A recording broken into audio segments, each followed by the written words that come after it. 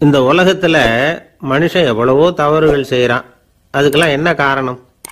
அதை பத்தின ஆராய்ச்சி தான் இன்னைக்கு. இதுக்கு ஆராய்ச்சி என்னத்துக்கு? அது தெரிஞ்ச விஷயம் தானே அப்படின்னு நீங்க நினைக்கலாம். ஆனா அப்படி அலட்சியமா இந்த விஷயத்தை விட்டுறக்கூடாது. பொதுவா எல்லோரும் நினைக்கலாம் எது சரி எது தவறு அப்படின்னு தெரியாததுனால தான் மனுஷன் தப்பு பண்றான் அப்படின்னு. ஆனா அப்படி சொல்லிட முடியாது. மனுஷன் தெரிஞ்சே தான் தவறுகள் பண்றான். இப்போ உதாரணத்துக்கு ஒரு சாலையில இடது பக்கம் போக வேண்டிய ஒருத்தர் நடுக்கோட்டை தாண்டி வலது பக்கமா வண்டியை ஓட்டிட்டு போறாருன்னு வச்சுங்க. என்னப்பா இது தப்பு இல்லையா அப்படின்னு அவர்கிட்ட கேட்டா, அதெல்லாம் எனக்கு தெரியும், நீ உன் வேலையை பார்த்துட்டு போ அப்படிம்பார். வலது பக்கமா போறது தப்புன்னு தெரிஞ்சே தான் அவர் அப்படி செய்யறார், அப்படி போறார். பெரிய உத்தியோகத்தில் இருக்கிறவங்க கூட லஞ்சம் வாங்குறாங்க. அவங்களுக்கெல்லாம் லஞ்சம் வாங்குறது தப்புன்னு தெரியலன்னு அர்த்தம். திருடுறது தப்புன்னு தெரியாமலாம் மனுஷன் திருடுறான், நல்லாவே தெரியும். நீங்க வேணும்னா கேட்டு பாருங்க, வேற வழி இல்லை அதனால தான் திருடுறேன்பா. திருடுறது ஒரு புண்ணியமான காரியம்னு திருடனே கூட சொல்ல மாட்டான். திருடுறது தவறுங்கிறது திருடனுக்கு தெரியும் அப்படிங்கிறத விளக்கறதுக்காக ஒரு பெரியவர் ஒரு கதை சொன்னார். அதாவது 2 திருடர்கள் 2 பேரும் சேர்ந்து ஒரு வீட்டுக்கு போய் ஒரு 10,000 ரூபாயை திருடிட்டு வந்துடுறாங்க. ஒரு காட்டு வழியா வந்துகிட்டு இருக்கிறாங்க. இன்னும் விடியல. 2 பேருக்கும் தூக்கம் கண்ணை சுத்துது. சரி, இப்படியே ஒரு மரத்தடியில படுத்து தூங்குவோம், காலையில விடிஞ்சதும் இந்த பணத்தை 2 பேரும் பங்கு போட்டுக்குவோம் அப்படின்னு முடிவு பண்றாங்க. அதே மாதிரி படுத்து தூங்குறாங்க. நடு ராத்திரியில ஒரு திருடன் முழிச்சுக்கிறான். விடிகிற வரைக்கும் காத்துக்கிட்டு இருந்தா 5,000 ரூபா தான் கிடைக்கும், இப்பவே கம்பி நீட்டினா 10,000 ரூபா கிடைக்கும் அப்படின்னு யோசிச்சு பார்த்துட்டு ஒரு முடிவுக்கு வந்தான். மெதுவா அந்த 10,000த்தையும் சுருட்டிக்கிட்டு அடுத்தவனுக்கு தெரியாம ஓடி போயிட்டான். விடியுது. அடுத்தவன் எழுந்திரிச்சு பாக்குறான். பணத்தையும் காணல, பாகஸ்தனையும் காணல. இந்த திருடன் அந்த திருடனை திட்டுறான். திருட்டு பய, அயோக்கிய பய, இப்படி அநியாயமா கிளப்பிட்டு போட்டானே அப்படிங்கிறான். இதுல இருந்து என்ன தெரியுது? தெரியாம எடுத்துக்கிட்டு போறது திருட்டு, அயோக்கியத்தனம், அநியாயம் அப்படிங்கிறது இவனுக்கு தெரிஞ்சிருக்குது. அதனாலதான் அடுத்தவனை பார்த்து இப்படி திட்டுறான். அதனால தெரியாததுனால மனுஷன் தவறு பண்றான்னு சொல்றது சரியில்லை.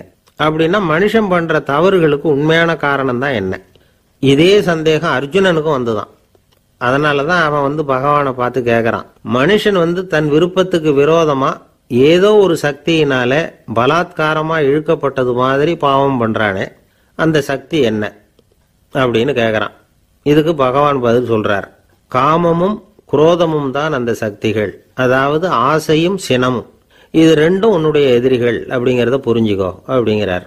இன்னமும் நுணுக்கமா பார்த்தா காமத்தினுடைய மறு உருவங்கள் தான் குரோதமும் லோபமும். ஆசை நிறைவேறலன்னா குரோதம், அதாவது கோபம். ஆசை நிறைவேறிட்டதுன்னா லோபம், அதாவது பேராசை.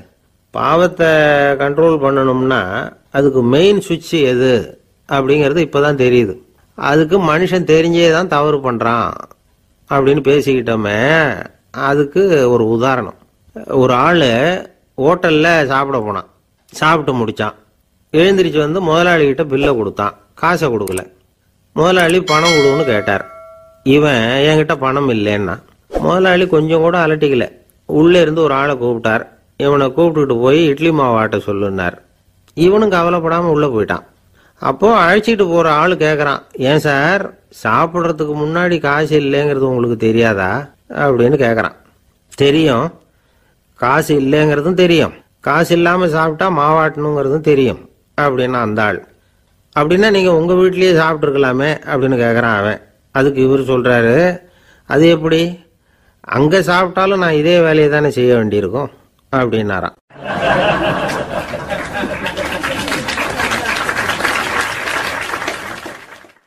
நம்மள மாதிரி ஒரு ஆசாமி அவன் நம்மள மாதிரியே கற்பனை பண்ணான். அதாவது நாம தான் இந்த உலகத்துல ரொம்பவும் கஷ்டப்படுறோம், மற்றவங்க எல்லாம் சந்தோஷமா இருக்கிறாங்க அப்படின்னு அவன் நினைச்சுக்கிட்டான்.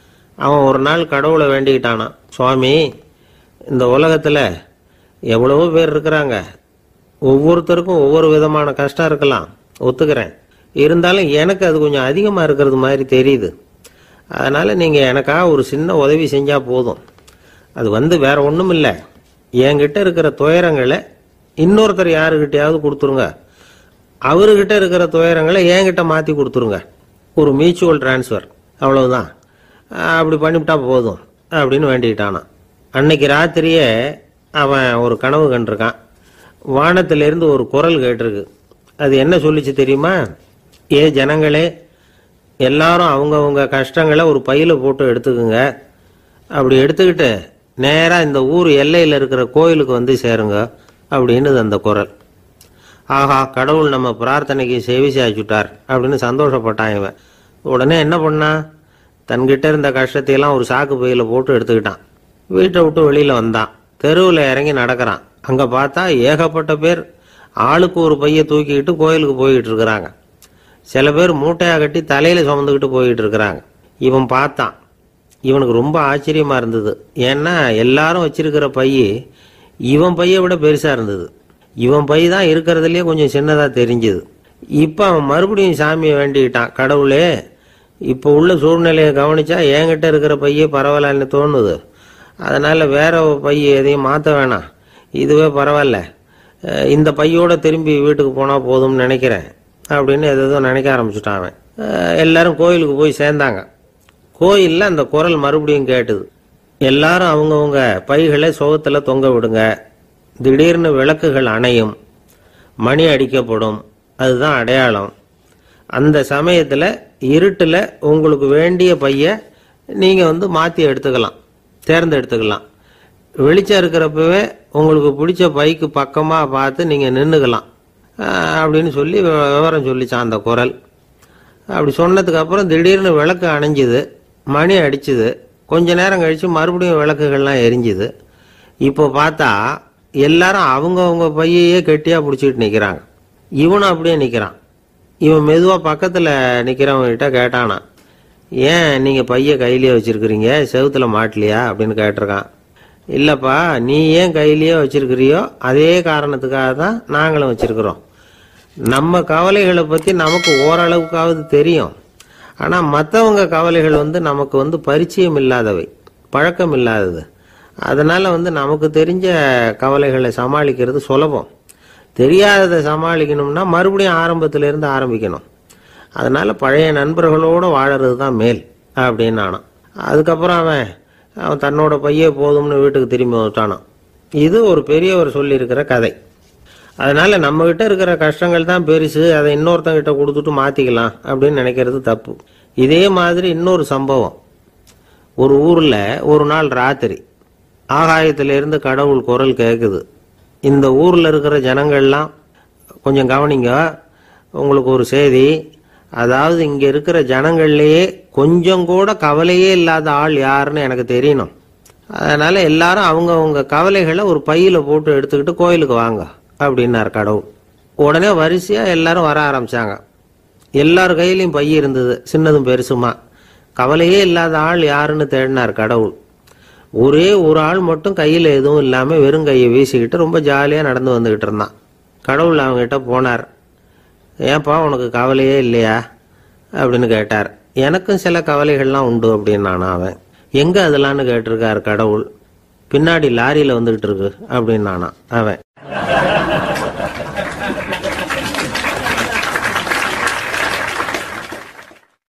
சங்கீத வித்வான்களில் பல வகை உண்டு.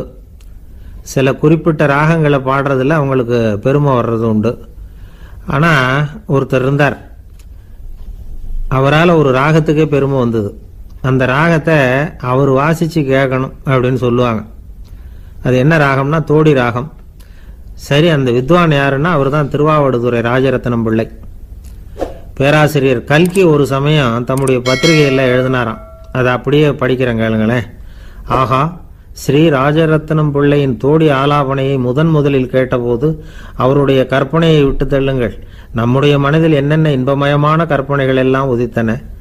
குழந்தை தாயிடம் கொஞ்சம் குரலை கேட்டோம், அன்னை குழந்தையிடம் கொஞ்சம் குரலை கேட்டோம், ரதியும் மன்மதனும் பேசிக்கொண்ட காதல் மொழிகளை கேட்டோம், முருகன் சிவபெருமான் செவிகுளிர மொழிந்த உபதேசத்தை கேட்டோம், கலைமகள் கவிஞனுக்கு அருளிய ஆசி மொழிகளை கேட்டோம், நாரத முனிவருடைய தம்பூரா சுருதியை கேட்டோம், ராவணன் தன் எலும்பை ஒடித்து வீணையாக செய்து வாசித்த கானத்தை கேட்டோம், கானப்பறவைகளின் கலகல ஒலியை கேட்டோம், கோல குயில்களின் குரல் இனிமையை கேட்டோம்.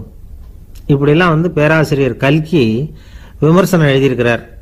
திருவாவடுதுறை ராஜரத்னம் பிள்ளை அவர்களுடைய வாசிப்பை கேட்டுட்டு டி.என். ராஜரத்னம் பிள்ளை இறந்து போனார். அப்போ கவிஞர் கண்ணதாசன் எழுதினார், செவியனில் ஓடி எங்கள் சிந்தையில் ஓடி இந்த புவியெல்லாம் ஓடி நின்பார் பொங்கிய தோடி வேறெங்கு எவரிடம் போகும் ஐய இனி அதை காப்பார் யாவர் அவிந்தனின் சடலத்தோடே அவிந்தது தோடிதானும் அப்படின்னு எழுதினாராம்.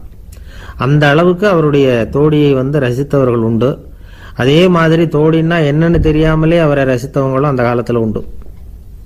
அதாவது ஒரு பெரிய சபையில் இவர் வாசிச்சுக்கிட்டு இருக்கிறார். பாதியில் ஒரு பெரிய மனுஷன் உள்ள வந்தார். அவர் உடம்புல பட்டு வேஷ்டி, ஜருக, அங்கவஸ்திரம், வாயில வெத்தலை, வாசனை புகையில, காதுல வைரக்கடுக்கன், கழுத்துல தங்க சங்கிலி, கை விரல் பூரா மோதிரம், கையில் ஒரு வெள்ளி வெத்தலை புட்டி, உதவிக்கு 2 பேர் பக்கத்தில். இவ்வளவு பந்தாவோட வரார் கச்சேரி கேட்கறதுக்கு. இப்படி வந்தவர் முதல் வரிசையில் உட்கார்ந்தார். வித்வான் வாசிச்சு முடிச்சதும் இவர் அவரை பார்த்து, ஐயா நீங்கள் தோடி வாசிக்கிறதுல ரொம்ப கெட்டிக்காரர்னு கேள்விப்பட்டிருக்கேன், அதை கேட்கறதுக்காக தான் மெனக்கிட்டு வந்திருக்கிறேன், அதை வாசிங்களேன் அப்படின்னாராம் இந்த பெரியவர். ராஜரத்னம் பிள்ளைக்கு ஒன்றும் புரியல. ஏன்னா இது வரைக்கும் அவர் வாசிச்சுக்கிட்டு இருந்ததே அந்த தோடி ராகத்தை தான். அதை வாசிச்சு முடிச்சதும் அதை வாசிங்களேன்னு இவர் கேட்குறார். அப்படின்னா இவரோட ஞானம் எப்படிப்பட்டது? இவ்வளவும் கேட்டுட்டு இப்படி கேட்குறாரே அப்படின்னு அவர் யோசிச்சிருக்கிறார் ராஜரத்னம் பிள்ளை. உடனே என்ன பண்ணார் தெரியுமா? பக்கத்தில் ரொம்ப சாதுவாக சுருதி போட்டுக்கிட்டு இருந்த ஒரு முதுகில் ஓங்கி ஒரு குத்து விட்டாராம். அவருக்கு ஒன்றும் புரியல, எதுக்கு நம்மளை அடிக்கிறார் இவர், நம்மளை குத்துறாரு வித்வான்னு. அவர் அதிர்ச்சியால் இவர் நிமிந்து பார்த்துருக்கார். அப்போ ராஜரத்னம் பிள்ளை சொன்னாராம், ஏய்யா ஐயா பெரிய மனுஷன், என்னுடைய பரம ரசிகர், தோடி ராகம் கேட்கணுங்கிறதுக்காக இவ்வளவு தூரம் வந்திருக்கிறார், முத வரிசையில் உட்காந்துருக்கார். நீ இந்த சமயம் பார்த்து தோடி ராகம் வாசிக்கிற நாதஸ்வரத்தை வீட்டில் வச்சுட்டு வந்துட்டியே, இப்போ ஐயாவுக்காக அந்த ராகத்தை நான் எப்படி வாசிக்கிறது அப்படின்னு சொல்லிவிட்டு மறுபடியும் முதுகில் ஒரு அடி கொடுத்தாராம். அடி வாங்கினவருக்கே சிரிப்பு அடக்க முடியலையா.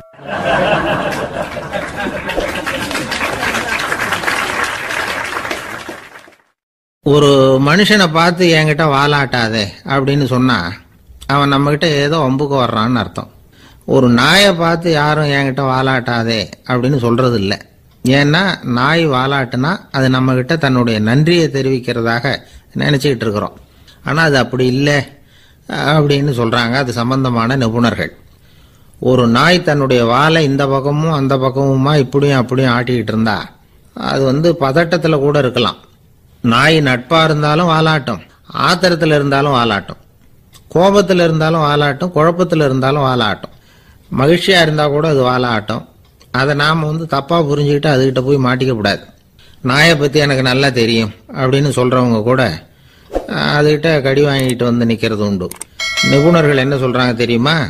எப்பவுமே நாய்கள் திடீர்னு கடிச்சு விடுறது இல்லை, கடிக்கிறதுக்கு முன்னாடி சில அறிகுறிகளை காட்டும். அதை சரியா புரிஞ்சுக்கிட்டோம்னா தப்பிச்சுக்கலாம். ஒரு வீட்டுக்கு போறீங்க, அங்க புதுசா ஒரு நாயை பாக்குறீங்க, உடனே அதுகிட்ட போய் குனிஞ்சு சிரிச்சுக்கிட்டே அது தலையில தட்டுறீங்க. இது ரொம்ப தப்பான். ஒரு நாய் இன்னொரு நாயை நேருக்கு நேரு பார்த்து பல்ல காட்டுனா அது தன்னுடைய தன்முனைப்பை காட்டுதுன்னு அர்த்தமா. உன்னை விட நான் பெரியவன் அப்படின்னு சொல்லுதுன்னு அர்த்தம். அதனால நீங்க அது மாதிரி கிட்ட போய் சிரிக்கிறோம் அப்படின்னு நினைச்சுக்கிட்டு பல்ல காட்டினா உங்களையும் எதிரியா நினைச்சிரும். இன்னொரு விஷயம் என்னன்னா, தலையில தட்டுனா நாய்க்கு பிடிக்காது. அது தன்னை அடக்கிறதாகவும் அச்சுறுத்துறதாகவும் நினைச்சுக்கிட்டு இருக்கும். சரி, அப்படின்னா புதுசா ஒரு இடத்துல அல்லது வீட்டில் நாய்க்குட்டியை பார்த்தா என்ன பண்றது? நீங்க சும்மா இருங்க, அதுவா கிட்ட வரட்டும், அதுக்கப்புறம் அதுகிட்ட கனிவா பேசுங்க. கண்ணம், மார்பு, தோல் இங்கெல்லாம் தட்டலாம், தப்பு இல்லையா? தலையில தான் தட்டப்படாதான். ஒரு நாய் உங்களை நோக்கி ஓடி வருது, நீங்களும் ஓடுனா அது துரத்த ஆரம்பிச்சிடும். அசையாம சில மாதிரி நின்றுடுங்க, அது கிட்ட வராது. அதுக்கு ஆர்வம் இல்லாம போயிடும். ஒரு தெருவில் சின்ன பிள்ளைங்க நிறைய பேர் விளையாடிட்டு இருக்கிறாங்க. அப்போ சில நாய்கள் அங்கே ஓடி வருது. எல்லாரும் ஓடினாங்க. அப்படி ஓடுறப்போ ஒரு பையன் கால் தடிக்க கீழே விழுந்துட்டான். என்னாச்சு தெரியுமா? துரத்திட்டு வந்த நாய்கள்லாம் கீழே விழுந்தவன ஒன்றும் செய்யல, அவன் கிட்டே போகல. ஓடிக்கிட்டு இருந்தாங்கல்ல பசங்க, அவங்கள துரத்திக்கிட்டு அவங்க பின்னாடி ஓடிச்சான். அதுதான் நாய்களுடைய சுபாவம். ஒரு நாய் நம்மளை நேருக்கு நேர் முறைச்சு பார்க்குதுன்னு வச்சுங்க, நாமளும் அதை முறைச்சு பார்க்கக்கூடாது. நாம வேற பக்கம் எங்கேயாவது பார்க்க ஆரம்பிச்சிடணும். ஒரு நாய் கோபமா இருந்ததுன்னா அதோட வால் உறுதியா நேரா நிற்கும். ஒரு நாய் பணிந்து போனா அல்லது பயந்து போனா அது தன்னோட வாலை காலுக்கு நடுவில் வச்சுக்கும். ஒரு நாய் நம்மளை பார்த்து பயந்து நிற்குதுன்னு வச்சுங்க, அதனால நமக்கு ஆபத்து இல்லைன்னு நினைச்சிடக்கூடாது. உங்களை பார்த்துட்டு ஒரு நாய் ஒடுங்குச்சுன்னா நீங்க விலகி போயிடணும் அப்படின்னு அது நினைக்குது. நிறைய பேர் பயந்து போன நாயால கடிபடுறாங்க. இவன் நம்மளை விட பெரிய ஆள், மாட்டிக்கிட்டோம், வேற வழி இல்லை அப்படிங்கிற நினைப்புல தான் நாய் வந்து கடிக்க ஆரம்பிக்குதான். இதே மாதிரி சங்கிலியால கட்டி போடப்பட்டிருக்கிற நாயும் ஆபத்தானது தான். தொடர்ந்து கட்டி போட்டிருந்தா காலப்போக்கில் அது ஒரு மாதிரி ஆயிடும். நாய் வந்து குழந்தைகளை கடிக்காது அப்படின்னு சில பேர் சொல்லுவாங்க. அதுவும் ஒரு தவறான நம்பிக்கை. அதனால சின்ன குழந்தைகளை தனியா நாயோட விளையாட விடக்கூடாது. ஆக கூடி நாயை பத்தி நிறைய விஷயம் புரிஞ்சுக்க வேண்டியிருக்குது. ஒருத்தர் தன்னுடைய நண்பர் வீட்டுக்கு போயிருந்தார். அவசியம் எங்க வீட்டில் சாப்பிட்டுட்டு தான் போகணும் அப்படின்னு ரொம்ப அன்பா சொல்லிவிட்டார். அதை மீற முடியல இவரால். சரின்னு உட்காந்துட்டார். சாப்பாடு போட்டாங்க. சாப்பிட ஆரம்பிச்சார். அவங்க வீட்டில் கட்டி போட்டிருந்த நாய்க்குட்டி இவர் சாப்பிட்றத முறைச்சி பார்த்தது.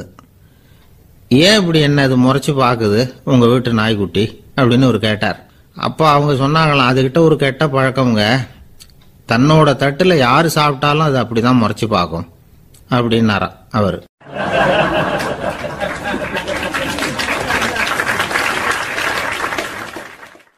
அசோக மன்னர் வந்துகிட்டு இருக்கார். அவருடைய ஆலோசகர்கள் எல்லாம் பக்கத்தில் வந்துகிட்டு இருக்கிறாங்க. அந்த சமயத்தில் எதிரில் ஒரு புத்த பிக்ஷு வர்றார். அசோகர் பார்க்கிறார். ஓடி போய் அவர் காலில் விழுந்து வணங்குறார். அசோக மன்னரின் தலை அந்த புத்த துறவியின் பாதத்தில் பட்டுக்கிட்டு இருக்கு. பக்கத்தில் நின்றுகிட்டு இருந்த அமைச்சருக்கு இது ரொம்ப சங்கடமாக போச்சு. ரொம்ப வருத்தப்பட்டார். நம்ம அசோக சக்கரவர்த்தி எப்பேற்பட்டவர், அவரோட தலை ஒரு சன்னியாசியின் பாதத்தில் படுறதா அப்படின்னு நினைச்சு ரொம்ப கவலைப்பட்டார். அரண்மனைக்கு திரும்பினதும் அமைச்சர் மெதுவாக ஆரம்பிச்சார். அரசே, எனக்கு ரொம்ப வருத்தமா இருக்குது அப்படின்னார். எதுக்குன்னார் மன்னர். அசோக சக்கரவர்த்தியின் தலை, அதாவது அந்த சிரம், ரொம்ப மதிப்புமிக்க ஒன்று. அது வந்து ஒரு சன்னியாசியின் காலில் படலாமா அப்படின்னார். அசோகர் பதில் சொல்லல, சிரிச்சார், போயிட்டார். அதுக்கப்புறம் ஒரு சரியான சந்தர்ப்பத்துக்காக காத்துக்கிட்டு இருந்தார். ஒரு நாள் அமைச்சரை கூப்பிட்டார். எனக்கு 3 தலைகள் வேணும் அப்படின்னார். சொல்லுங்க, கொண்டுகிட்டு வரேன் அப்படின்னார் அமைச்சர். அசோகர் சொன்னார், முதல்ல எனக்கு தேவையானது ஒரு ஆட்டின் தலை, 2வது ஒரு புலியின் தலை, 3வது ஒரு மனிதனின் தலை. இதுதான் அசோகர் கேட்டது. எங்க இருந்தாலும் கொண்டு வாங்கன்னார். அமைச்சர் புறப்பட்டார். ஆட்டுத்தலை புலித்தலை கிடைச்சிட்டுது. அப்புறமா ஒரு சுடுகாட்டுக்கு போய் ஒரு மனித தலையும் சேகரம் பண்ணிட்டு ராஜா கிட்ட வந்துட்டார். அரசே, உங்கள் ஆணைப்படி 3 தலைகளையும் கொண்டு வந்திருக்கிறேன்னார். அசோகர் பார்த்தார். ரொம்ப நல்லது, இப்போ இது 3ஐயும் எடுத்துக்கிட்டு போய் சந்தையில் வித்துட்டு வாங்க அப்படின்னார். அமைச்சர் அதுகளை எடுத்துக்கிட்டு சந்தைக்கு போனார். முதல்ல ஆட்டுத்தலை நல்ல விலைக்கு விற்று போச்சு. நல்ல விலை கொடுத்து வாங்கிட்டு போட்டாங்க. அடுத்தபடியாக புலி தலையை ஒருத்தர் வாங்கிட்டார். அதை பாடம் பண்ணி வீட்டில் மாட்டி வைக்கலாமே அப்படின்னு நினச்சி அதையும் வாங்கிட்டு போட்டார். மனித தலையை மட்டும் வாங்கிறதுக்கு யாரும் முன் வரலை. எல்லாரும் அதை பார்த்துட்டு விலகி போக ஆரம்பித்தாங்க. அமைச்சர் திரும்பி வந்தார். அரசே, இந்த தலையை மட்டும் யாரும் வாங்க மாட்டேங்கிறாங்க அப்படின்னார். சரி, பரவாயில்ல, இதை வந்து இலவசமாகவே இனாமாவே யாருக்கிட்டையாவது கொடுத்துட்டு வந்துடுங்க அப்படின்னார். அமைச்சர் மறுபடியும் சந்தைக்கு போனார். இதை இலவசமாக தரேன், இதை வாங்கிக்கோங்க அப்படின்னார். அப்பவும் அதை யாரும் வாங்கிக்கிறதுக்கு தயாராக இல்லை. மறுபடியும் திரும்பி வந்து மன்னர்கிட்ட விவரத்தை சொன்னார். இப்போ மன்னர் சொல்றார், அமைச்சரே, உயிர் இருக்கிற வரைக்கும் தான் இந்த தலைக்கு மதிப்பு. ஜீவன் போனதுக்கு அப்புறம் அதோட மதிப்பும் போயிடுது. அதனால மதிப்பு இருக்கும் பொழுதே பெரியவர்கள் பாதம் பணிந்து அந்த புனிதத்தை வந்து பெற்றுக்கொள்ளணும் அப்படின்னார். பணிவுங்கிறது வேற, அடிமைத்தனம்ங்கிறது வேற. பெரியவர்களை பணிவது நமக்கு பெருமை தரக்கூடிய விஷயம். இதை வந்து மனசுல வச்சுக்கிட்டு எப்போ காலில் விழணும், எப்போ காலில் விழக்கூடாது அப்படிங்கிறத முடிவு பண்ணிக்கணும். ஒரு சாதாரண ஆள் நடந்து வந்துகிட்டு இருந்தார். எதிரில் வந்த ஒரு பெரிய மனுஷன் ஓடி போய் அவர் காலில் விழுந்து தன்னுடைய தலையை அவர் பாதத்தில் கொண்டு போய் வச்சார். கொஞ்ச நேரம் கழித்து எழுந்திரிச்சு வந்துட்டார். வந்த பிறகு இவரை கேட்டேன், ஏன் திடீர்னு ஓடி போய் அந்த ஆளு காலில் விழுந்தீங்க அப்படின்னு. அவர் போட்டிருக்கிறது என்னோட காணாம போன செருப்பான்னு கண்டுபிடிக்கிறதுக்காக அப்படி விழுந்தேன் அப்படின்னார்.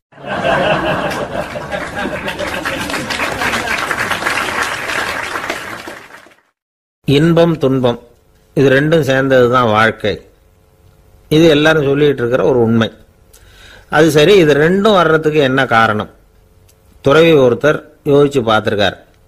இன்ப துன்பம் தோன்றுவதற்கு முக்கியமா 6 காரணங்கள் உண்டு அப்படிங்கிறார் அவர். அது என்னங்கிறத நாமளும் தெரிஞ்சு வச்சுக்குவோமே. இப்ப முதல் காரணம் சுயநலம். ஒரு தாயார் தன்னுடைய சுயநலம் கருதி தன்னுடைய மகன் இன்பமா இருக்கணும்னு ஆசைப்படுறாங்க. மகனும் அப்படியே ஆசைப்படுறான். அதனால தாயாரின் இன்ப துன்பங்களை பார்த்துட்டு மகனும் இன்ப துன்பம் அடையிறான். அந்த அம்மாவுக்கும் அதே நிலைமை தான். 2வது காரணம் உறவு. நான் துறவியான பிறகு கூட உறவுங்கிற காரணத்தினால தான் தாயாருடைய சுக துக்கங்களை கண்டு நானும் சுக துக்கம் அடைகிறேன். என் தாயாருடைய நிலைமையும் இதுதான் அப்படிங்கிறார் ஒரு துறவி. 3வது காரணம் என்னன்னா அறிமுகம். எனக்கு அறிமுகமான ஒருத்தரை ரயில் நிலையத்தில் சந்திக்கிறேன். அவர் தன்னுடைய பணப்பையை எங்கேயோ தொலைச்சுவிட்டு வருத்தப்பட்டு இருக்கிறார். நானும் வருத்தப்படுறேன். அந்த சமயத்தில் யாரோ ஒருத்தர் இதுதானே அவங்க பணப்பை அப்படின்னு சொல்லி கொண்டாந்து நீட்டுறார். பணப்பையை தொலைச்சவர் சந்தோஷப்படுறார். நானும் சந்தோஷப்படுறேன். இது அந்த துறவி சொல்ற அனுபவம். 4வது காரணம் என்னன்னா கருணை. எனக்கு முன்னே பின்ன தெரியாத ஒருத்தனை யாரோ ஒருத்தன் அடிச்சு காயப்படுத்தி போடுறான். கருணை காரணமா நான் அதுக்காக துக்கப்படுறேன். 5வது காரணம் எதையும் நம்புறது.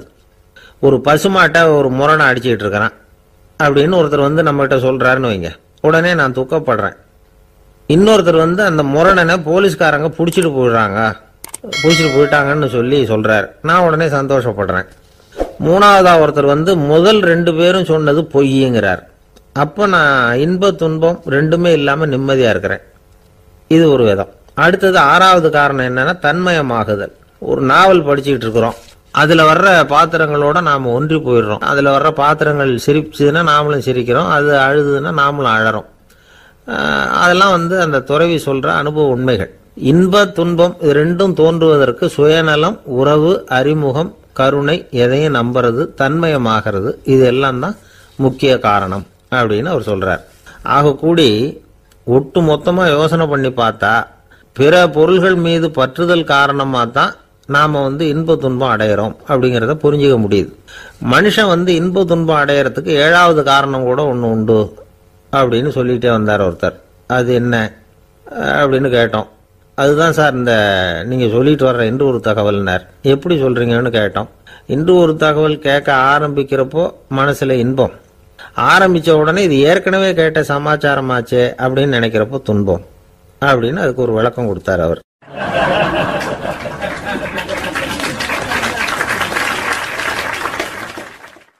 கடற்கரை ஓரமா ஒரு பெரியவர் கையால மணலை கீறிக்கிட்டே உட்காந்துருக்கிறார். என்னத்தையும் தேடிட்டு இருக்கிறது மாதிரி தெரிஞ்சுது. மெதுவா கிட்டத்துல போய் என்னத்தை தேடிட்டு இருக்கிறீங்க அப்படின்னு கேட்டோம். அவரு சாவகாசமா நிமிந்து பார்த்து நிம்மதியை தேடிட்டு இருக்கிறேன்னார். நாங்க ஒரு மாதிரி ஆயிட்டோம். இருந்தாலும் சமாளிச்சுக்கிட்டு, சார் மணல்ல கிழிஞ்சல் தான் கிடைக்கும், நிம்மதி கிடைக்காது அப்படின்னோம். சரி, இன்னைக்கு வசமா நம்ம கிட்ட ஒரு ஆள் மாட்டிக்கிட்டார் அப்படின்னு நினைச்சு அவர் பக்கமா போய் உட்காந்துக்கிட்டு கதை சொல்ல ஆரம்பிச்சிட்டோம். ஒரு பெரிய மன்னர் இருந்தார். அவருக்கு எல்லா வசதியும் இருந்தது. இருந்தாலும் ஒரே ஒரு குறை. அது என்னன்னா நிம்மதி இல்லைங்கிற குறை. அரண்மனையில தினமும் கலை நிகழ்ச்சி, நாட்டியம் எல்லாம் நடந்துகிட்டு தான் இருந்தது. இருந்தாலும் நிம்மதி இல்லை. சரி, நிம்மதி எங்க கிடைக்கும் அப்படின்னு தேட ஆரம்பிச்சார். உடனே அதுக்கான முயற்சிகள்ல தீவிரமா இறங்கினார். நாட்டில் உள்ள தத்துவ மேதைகளை எல்லாம் கூப்பிட்டுட்டு வர சொன்னார். எல்லாரும் சேர்ந்தாங்க. அவங்கள பார்த்து நிம்மதி எங்க இருக்குது அப்படின்னு விசாரிச்சார். அவங்களுக்கு அது தெரிஞ்சா ஏன் இப்படி ராஜா முன்னாடி நின்றுட்டு இருக்க போறாங்க? ராஜாவோட கேள்விக்கு ஒவ்வொருத்தரும் ஒவ்வொரு மாதிரி விளக்கம் கொடுக்க ஆரம்பிச்சிட்டாங்க.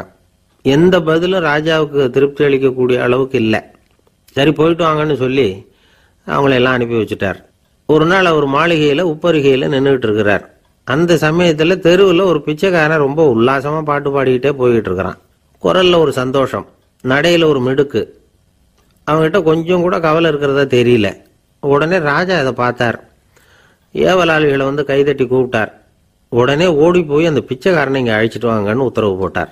இவங்க உடனே ஓடி போய் அவனை கூப்பிட்டாங்க. அரண்மனைக்கு வாழ்ந்தாங்க. அவன் வரல. அரண்மனைக்குள்ள அடி எடுத்து வைக்க மாட்டேன்னு சொல்லிவிட்டான். ராஜா கிட்ட விஷயத்தை சொன்னாங்க. அவருக்கு ரொம்ப ஆச்சரியம், இப்படி ஒரு ஆள் இருக்கிறானா அப்படின்னு. சரி, அவன் என்னதான் சொல்றான் அப்படின்னு விசாரிச்சார். இவன் மறுபடியும் தெருவுக்கு போய் கேட்டாங்க. என்னை பார்க்கணும்னா ராஜா விருப்பப்பட்டாருன்னா அவரை வேணும்னா இங்கே வர சொல்லுங்க அப்படின்னு சொல்லிவிட்டான். அதை ராஜா கிட்ட சொன்னாங்க. அவருக்கு கோபம் வரல. இவ்வளவு சுதந்திர உணர்வோடு இருக்கிறவன் சாதாரண ஆளா இருக்க முடியாது அப்படின்னு நினைச்சார். உடனே கிடுகிடுன்னு இறங்கி தெருவுக்கு வந்தார். பிச்சைக்காரங்கிட்ட போனார். நீ கவலைப்படாம சந்தோஷமா பாடிட்டு போறியே, அது எப்படி முடியுது உன்னால அப்படின்னு கேட்டார். ஏன் அப்படி கேட்குறீங்கன்னு அவன், அதுக்கு இல்ல, எனக்கு அரண்மனையில எவ்வளவோ சுகபோகங்கள்லாம் இருக்கு, இருந்தாலும் நிம்மதி இல்லை. இது ஏன்னு எனக்கு தெரியல. இந்த தேசத்துல உள்ள அறிஞர்களை எல்லாம் கூப்பிட்டு கேட்டு பார்த்துட்டேன், அவங்களுக்கும் தெரியல. உன்னை கேட்டா தெரியும்னு நினைச்சேன், அதனாலதான் சந்திக்கிறதுக்கு ஆசைப்பட்டேன். ஆனா நீ வரமாட்டேன்னு விட்டியே அப்படின்னார். பிச்சைக்காரன் கடகடன்னு சிரிக்க ஆரம்பிச்சுட்டான். மகிழ்ச்சிக்கும் உங்களுக்கும் தடையா இருக்கிறது இந்த மாளிகை தான். இதை விட்டுட்டு வெளியில வந்துட்டா நிம்மதி தேடிட்டு வந்துடும்னா. நான் அரசன், எனக்குன்னு கடமைகள் இருக்கு, அதையெல்லாம் விட்டுட்டு எப்படி வர முடியும்னார் ராஜா. ரெண்டும் ஒரே நேரத்தில் கிடைக்கணுங்கிறது முடியாத காரியம். உங்க சுகபோகத்துக்கு விலையாதான் உங்க நிம்மதியை கொடுத்துக்கிட்டு இருக்கிறீங்க. என்ன பாருங்க, என்கிட்ட எதுவும் இல்லை, அதனால எதுவும் போயிடுமோங்கிற பயமும் இல்லை, நிம்மதியா இருக்கிறேன் அப்படின்னா அவன். ராஜா உடனே சந்தோஷப்பட்டு தன்னுடைய மேலங்கியை எடுத்து அவனுக்கு பரிசா கொடுத்தாரான். அவன் சிரிச்சுக்கிட்டே அதை வாங்க மாட்டேன்னு விட்டானான். இதை நீங்க எனக்கு கொடுக்கறதுனால எந்த பயனும் இல்லை, அதே நேரத்தில் அதை வாங்கிக்கிட்டேன்னா அடுத்த வினாடியிலிருந்து அதை எப்படி காப்பாத்துறதுங்கிற கவலை எனக்கு வந்து சேர்ந்துடும், அப்புறம் தூக்கம் வராது, நிம்மதி போயிடும் அப்படின்னு நானான். சொல்லிவிட்டு அவன் பாட்டுக்கு சந்தோஷமா பாடிக்கிட்டே போயிட்டான். நிம்மதி எங்க இருக்குங்கிறதையும் ராஜா தெரிஞ்சுக்கிட்டார். அந்த இடத்துக்கு தன்னால போக முடியாதுங்கிறதையும் அவர் புரிஞ்சுக்கிட்டார். இப்படி இந்த கதையை அந்த கடற்கரையில மணலை கீறிக்கிட்டே உட்காந்துருந்தார அந்த பெரியவர்கிட்ட சொல்லி முடிச்சோம். அவர் முகத்துல ஒரு தெளிவு தெரிஞ்சது. எங்களை நிமிர்ந்து பார்த்தார். ரொம்ப நன்றிங்க, இப்ப எனக்கு தெரிஞ்சு போச்சு, நிம்மதி வேணும்னா அதுக்கு என்ன பண்ணணும்னு இப்ப நல்லா புரிஞ்சுக்கிட்டேன் அப்படின்னார். என்ன புரிஞ்சுக்கிட்டீங்கன்னு கேட்டோம். இனிமே இந்த பக்கம் வந்தா உங்க கண்ணுல படாத இடமா பார்த்து உட்காரணும்னு புரிஞ்சுக்கிட்டேன் அப்படின்னார்.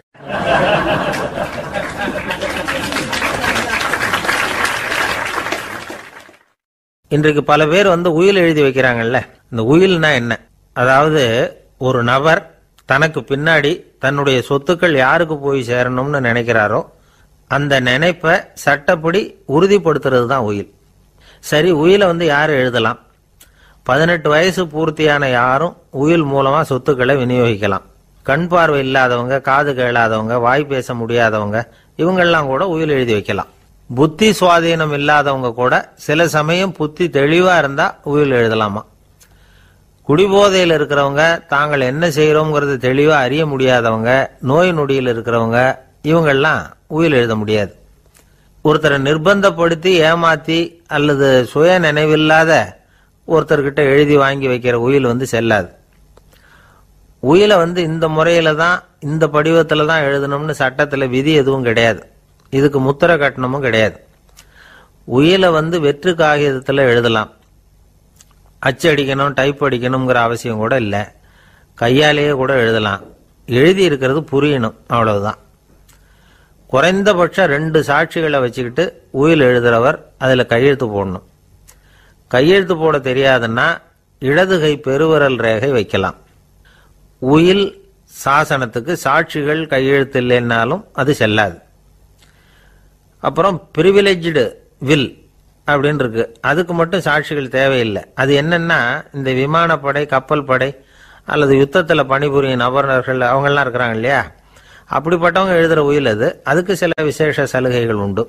ஒருத்தர் முதல்ல ஒரு உயில் எழுதி வைக்கிறார், அதுக்கப்புறம் மனசு மாறி போகுது, அது வேணாம்னு நினைக்கிறார், ரத்து செஞ்சுடலாம். அதுக்கப்புறம் வேற உயிலும் எழுதலாம். உயிரோடு இருக்கிற வரைக்கும் எத்தனை தடவை வேணும்னாலும் உயில் எழுதலாம். கடைசியா எழுதப்பட்ட உயில் சட்டப்படி சரியா இருந்தா அதுதான் அமலுக்கு வரும். சரி, எழுதுற உயில ரகசியமா வச்சிருக்கிறது எப்படி? இது ஒரு கேள்வி. இதுக்கு என்ன செய்யணும்னா, ஒருத்தர் உயிலை எழுதினதுக்கு அப்புறம் அவர் தானாவோ அல்லது அங்கீகரிக்கப்பட்ட முகவர் மூலமாகவோ, அதாவது ஒரு ஏஜென்ட் மூலமாகவோ, ஒரு கவரில் போட்டு சீல் வச்சு கவர் மேலே தன்னுடைய பெயரை எழுதி அல்லது அந்த ஏஜென்ட் பெயரை எழுதி கவர் மேலே என்ன அடக்கம் செய்யப்பட்டிருக்கு, உள்ள என்ன இருக்கு அப்படிங்கிற விவரம்லாம் எழுதி சார் பதிவாளர்கிட்ட ஒப்படைக்கலாம். இதுக்கு கட்டணம் உண்டு. அதுக்கப்புறம் எப்போ தேவைப்படுதோ அப்போ ஒரு மனு கொடுத்து அந்த கவரை திரும்ப வாங்கிக்கலாம். இப்போ எழுதுற உயில இவ்வளவு நாளுக்குள்ள பதிவு செய்யணுங்கிற கால வரையறை உண்டா அப்படின்னு ஒரு கேள்வி வரலாம் இல்லையா? எப்போ வேணும்னாலும் பதிவு செய்யலாம். நம்மால் ஒருத்தர் ஒரு நாள் ரொம்ப அவசரமா வந்தார். இந்த உயில் எழுதுறது சம்பந்தமா பூரா விவரமா எனக்கு உடனே தெரியணும்னார். நான் உடனே அவரை வக்கீல் ஒருத்தர்கிட்ட அழைச்சிட்டு போனேன். இவர் அவர்கிட்ட எல்லா விவரமும் கேட்டு தெரிஞ்சுக்கிட்டார்.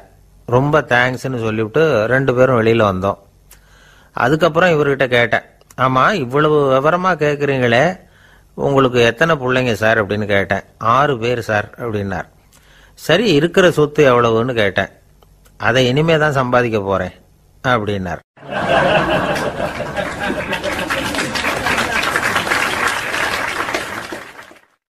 வயிறு பசிக்குதேங்கிறது சிலரோட கவலை, வயிறு பசிக்க மாட்டேங்குதே அப்படிங்கிறது சில பேரோட கவலை. 2 விதமான கவலைக்கும் வயிறு தான் காரணமாக இருக்குது. வயிறு பசிச்சதுன்னா அது இயற்கை, வயிறு பசிக்கலைன்னா அது வியாதி. ஆனால் பசியையும் நாம் பசிப்பிணி அப்படின்னு தான் சொல்லுவோம். என்ன காரணம்? வியாதியை போக்க வேண்டியது எவ்வளவு முக்கியமோ அதை விட முக்கியம் பசியை போக்க வேண்டியது. ஒரு சமுதாயத்தில் பசிப்பிணியே இருக்கக்கூடாது, அதுதான் நல்ல சமுதாயம். பசியை போக்கணும்னா சாப்பாடு போடணும், பசியின்மையை போக்கணும்னா வைத்தியம்தான் பண்ணணும். இது சம்பந்தமாக எவ்வளவோ ஆராய்ச்சிகள் நடக்குது, நிறைய மருந்து கண்டுபிடிச்சிருக்கிறாங்க. நம்ம உடம்புல பசியை தூண்டக்கூடிய பகுதி எது, இதை முதல்ல தெரிஞ்சுக்கணும் இல்லையா? நாம் சாப்பிட்ற ஆகாரம் செரிக்கிறதுக்கு எது காரணம் தெரியுமா? நம்ம மூளையோட பின்பகுதி தான் அதுக்கு காரணமாக இருக்குதாம். மூளையின் பின்பகுதியில் நரம்பு செல்களால் ஆன 2 வகையான ஆரக்சின்கள் தான் பசியை உண்டாக்குது அப்படின்னு கண்டுபிடிச்சிருக்கிறாங்க. 2 ஆய்வாளர்கள் இதை கண்டுபிடிச்சிருக்காங்க. அவங்க 2 பேரும் டெக்சாஸ் பல்கலைக்கழகத்தில் ஹார்வர்டு ஹக்ஸ் மருத்துவ கல்வி நிலையத்தில் பணிபுரிகிறவங்களாம். உண்பது தேவைங்கிறது உணரப்படும் போது மூளையின் அந்த குறிப்பிட்ட பகுதி ஆரக்சின் அப்படிங்கிற ஹார்மோன்களை சுரக்கும். அது பசி உணர்வை தூண்டும் அப்படிங்கிறது தான் அந்த ஆய்வாளர்களின் கண்டுபிடிப்பு. இந்த ஆரக்சின் வேறு சில உயிரினங்கள்லேயும் உண்டு. இப்போ எலிகளில் கூட இது இருக்குது. அதனால் எலிகளை வச்சு இது சம்பந்தமாக ஆராய்ச்சி பண்ணாங்க. எலிகள் உடம்புல ஆரக்சினை செலுத்தி பார்த்தாங்க. உடனே என்னாச்சு தெரியுமா? அந்த எலியெல்லாம் பசியால் துடிக்க ஆரம்பிச்சுட்டுது. எதையாவது தின்னு பசியை தீர்த்தா போதுங்கிற அளவுக்கு அந்த எலிகள்லாம் அல்லாட ஆரம்பிச்சுட்டுது.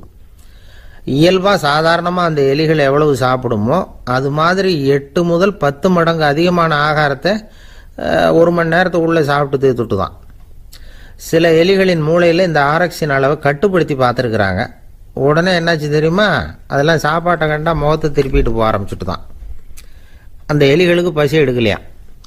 இந்த ஆராய்ச்சியின் அடிப்படையில் பசியை எடுக்காமல் இருக்கிற மனிதர்களுக்கும் பசியை தூண்ட முடியும் அப்படின்னு சொல்லி ஆராய்ச்சியாளர்கள் தெரிவிச்சிருக்கிறாங்க. ஆக ஆரக்சின் தான் பசிக்கு காரணம்ங்கிறது தெரிஞ்சு போச்சு. சரி, இந்த ஆரக்சின் அப்படின்னா என்ன? அது ஒரு கிரேக்க சொல். அதுக்கு பசின்னு அர்த்தம். நம்ம ஆளுங்களுக்கெல்லாம் பசியை தூண்டுறதுக்கு மருந்து தேவையில்லை, பசியை குறைக்கிறதுக்கு தான் மருந்து தேவை. ஒரு அம்மா டாக்டரை தேடி வந்தாங்களாம். டாக்டர், எங்கள் வீட்டுக்காரருக்கு திடீர்னு அகோர பசி, நிறைய சமைச்சு போடுறேன், அவ்வளவையும் சாப்பிட்டுட்டு கீழே கிடக்கிற குப்பை கூலங்களையும் எடுத்து சாப்பிட ஆரம்பிச்சுடுறார், என்னன்னு கவனித்து பாருங்க அப்படின்னாங்களாம். எவ்வளவு நாளாக அப்படி இருக்குதுன்னு கேட்டிருக்காரு டாக்டர். 1 வாரமாக அப்படி இருக்குதுன்னாங்களாம். இவ்வளவு நாளாக ஏன் சும்மா இருந்தீங்க? ஆரம்பத்திலே இங்கே அழைச்சிட்டு வர வேண்டியது தானே அப்படின்னாரான் டாக்டர். அது ஒன்றும் இல்லை டாக்டர், வீடு பூரா சுத்தமாகட்டுமேன்னு பார்த்துக்கிட்டு இருந்தேன் அப்படின்னாங்களாம் அந்த அம்மா.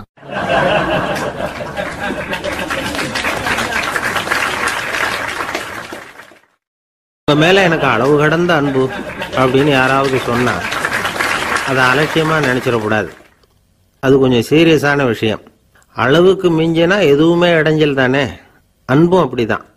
அன்பு அதிகமாக இருந்தால் அது எப்படி கெடுதல் பண்ணும் அப்படிங்கிற சந்தேகம் உங்களுக்கு வரலாம்.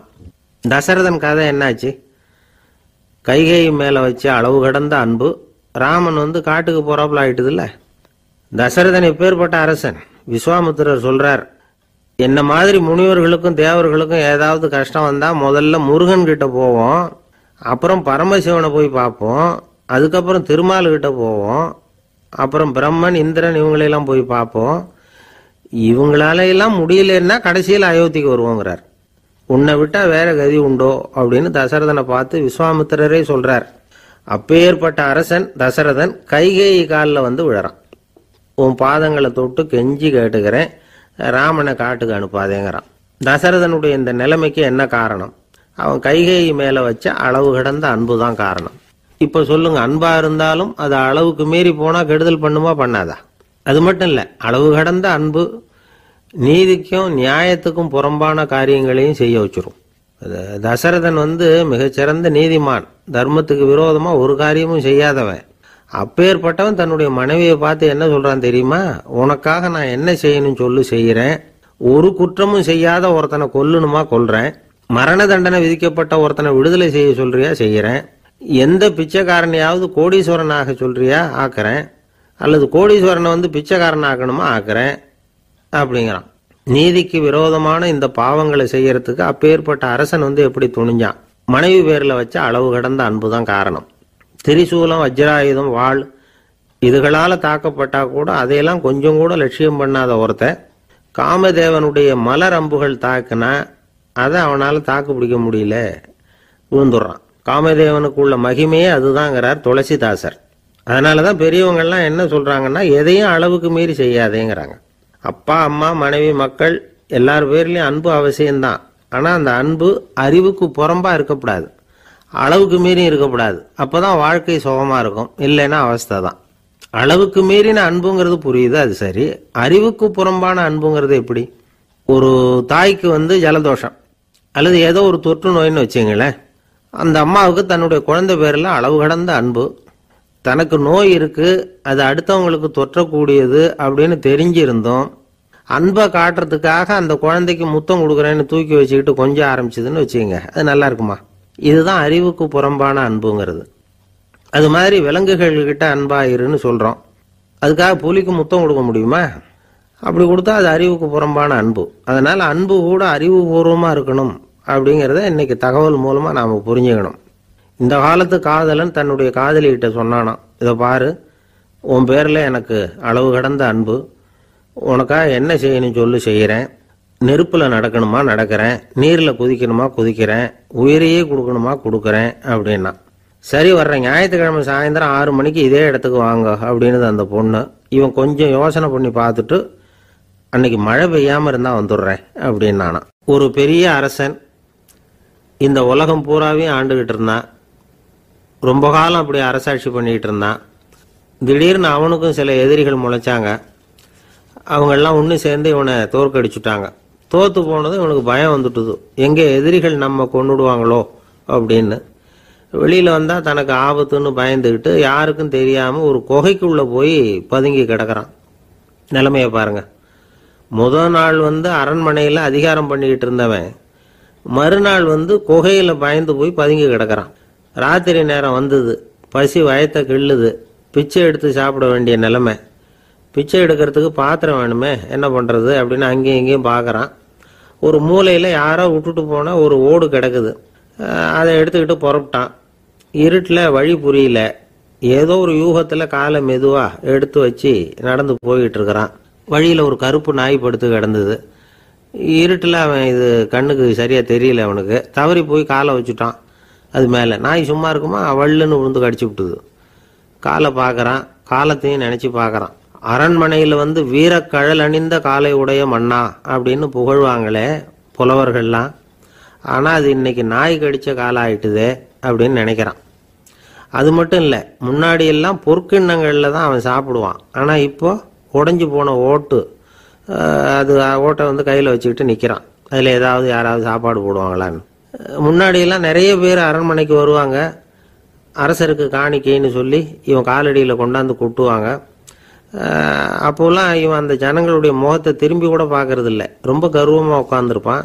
அதே ஆளு இன்னைக்கு எல்லார் கண்ணுலையும் படுறது மாதிரி பிச்சை எடுத்துக்கிட்டு இருக்கிறான். அப்போலாம் காணிக்கைகளை தன்னுடைய கையால வாங்குறது தனக்கு கௌரவ குறைச்சல்னு நினைச்சு தன்னுடைய வேலைக்காரங்களை விட்டு தான் அதை வாங்க சொல்லுவான். இப்போ பாத்தீங்கன்னா அவனே தன் கையாலேயே பிச்சை வாங்குறான்.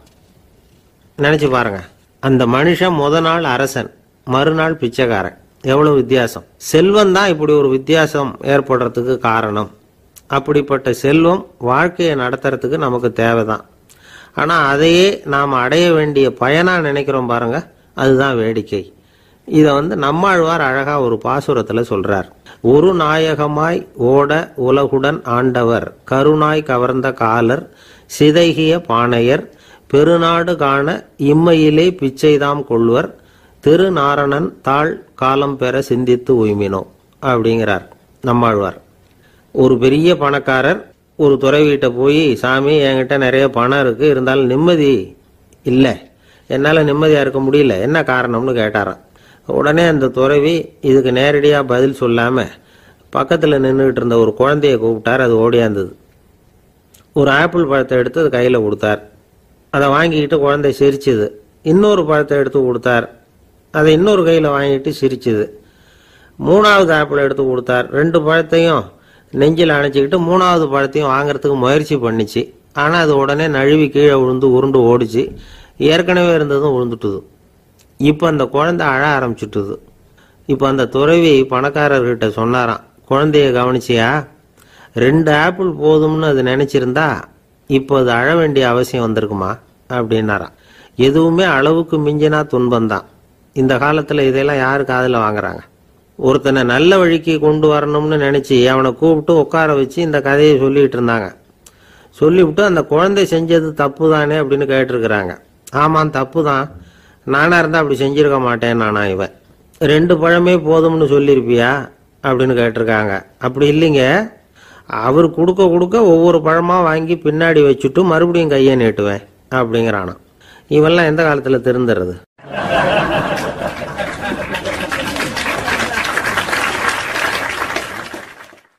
ஒரு பெரிய தத்துவ சிந்தனையாளர் இருந்தார், சுவாங்சு அப்படின்னு பேர். அவருடைய மனைவி ஒரு நாள் திடீர்னு காலமாயிட்டாங்க. ஐயோ பாவம், அவர் ரொம்ப வருத்தப்படுவார், போய் ஆறுதலாக 4 வார்த்தை பேசிவிட்டு வரலாம் அப்படின்னு நினச்சிக்கிட்டு நிறைய பேர் அவரை தேடிட்டு வந்தாங்களாம். வந்தவங்களுக்கு ஆச்சரியம், ஏன்னா இவர் வருத்தப்பட்டுக்கிட்டு இருப்பார் அப்படின்னு தானே எதிர்பார்த்தாங்க. அப்படி இல்லை, தாளம் போட்டுக்கிட்டு உட்காந்துருக்கிறார். தாளத்துக்கு தகுந்த மாதிரி பாட்டு வேற பாடிக்கிட்டு இருக்கிறார். என்ன மனுஷன் அவர், கொஞ்சம் கூட கவலை இல்லாமல் இப்படி இருக்கிறாரு அப்படின்னு நினைச்சாங்க. ஒருத்தர் துணிஞ்சு அவர்கிட்ட கேட்டுவிட்டார், என்னங்க இது இப்படி அப்படின்னு. அதுக்கு அவர் என்ன சொன்னார் தெரியுமா? இதை பாருங்க, என்னுடைய மனைவி பிறக்கிறதுக்கு முன்னாடி அவளுக்கு உயிரும் கிடையாது, உடலும் கிடையாது. அதுக்கு பிறகுதான் உயிர் வந்தது, உடல் வந்தது, அந்த உருவம் வந்தது. இப்போ என்ன ஆச்சு? அந்த உருவமும் உயிரும் போயிட்டுது, அவ்வளவுதானே. வந்தது போயிட்டுது. இளவேனில் காலம், இலையுதிர் காலம், பனிக்காலம், இப்படி பருவங்கள் மாறி மாறி வருது இல்லையா? அது மாதிரி பிறப்பும் இறப்பும் மாறி மாறி வருது. இது இயற்கை. இதுக்காக அழுதா அது எப்படி அப்படின்னாராம். ஞான தெளிவு அடைஞ்சவங்களுக்கு எல்லாமே சுகம்தான். திருவள்ளுவரும் அதைத்தான் சொல்றார், உறங்குவது போலும் சாக்காடு, உறங்கி விழிப்பது போலும் பிறப்பு. தூங்குறதுக்கெல்லாம் நாம் வருத்தப்பட்டுக்கிட்ட இருக்கிறோமா? இன்னைக்கு தூங்க வேண்டியிருக்குதே, இன்னும் கொஞ்சம் நேரத்தில் நான் தூங்க வேண்டியிருக்கு அப்படின்னு சொல்லி யாராவது அழுதுகிட்டு இருப்பாங்களா? அதனால் இந்த உலக வாழ்க்கையினுடைய இயல்பை யதார்த்தத்தை நாம் தெளிவாக புரிஞ்சுக்கணும். அப்படி புரிஞ்சுக்கிட்டா நாம் கவலை இல்லாமல் வாழ முடியும். ஒரு வயசான தாத்தா பாட்டி 60 வருஷத்துக்கு முன்னாடி அவங்களுக்கு கல்யாணம் ஆச்சு. ஒன்றாவே வாழ்ந்தாங்க, ஒன்றாவே இறந்து போனாங்க. இப்போ அவங்க 2 பேரும் சொர்க்கத்துக்கு போய் சேர்ந்தாங்க. அங்கே எல்லா வசதியும் இருந்தது. ஒரு பெரிய பங்களாவே இவங்களுக்கு ஒதுக்கி கொடுத்தாங்களாம். இதுக்கு எவ்வளவு வாடகைன்னு கேட்டார் தாத்தா. வாடகையெல்லாம் கிடையாது, இலவசம் அப்படின்னாராம் அங்கே இருந்தவர்.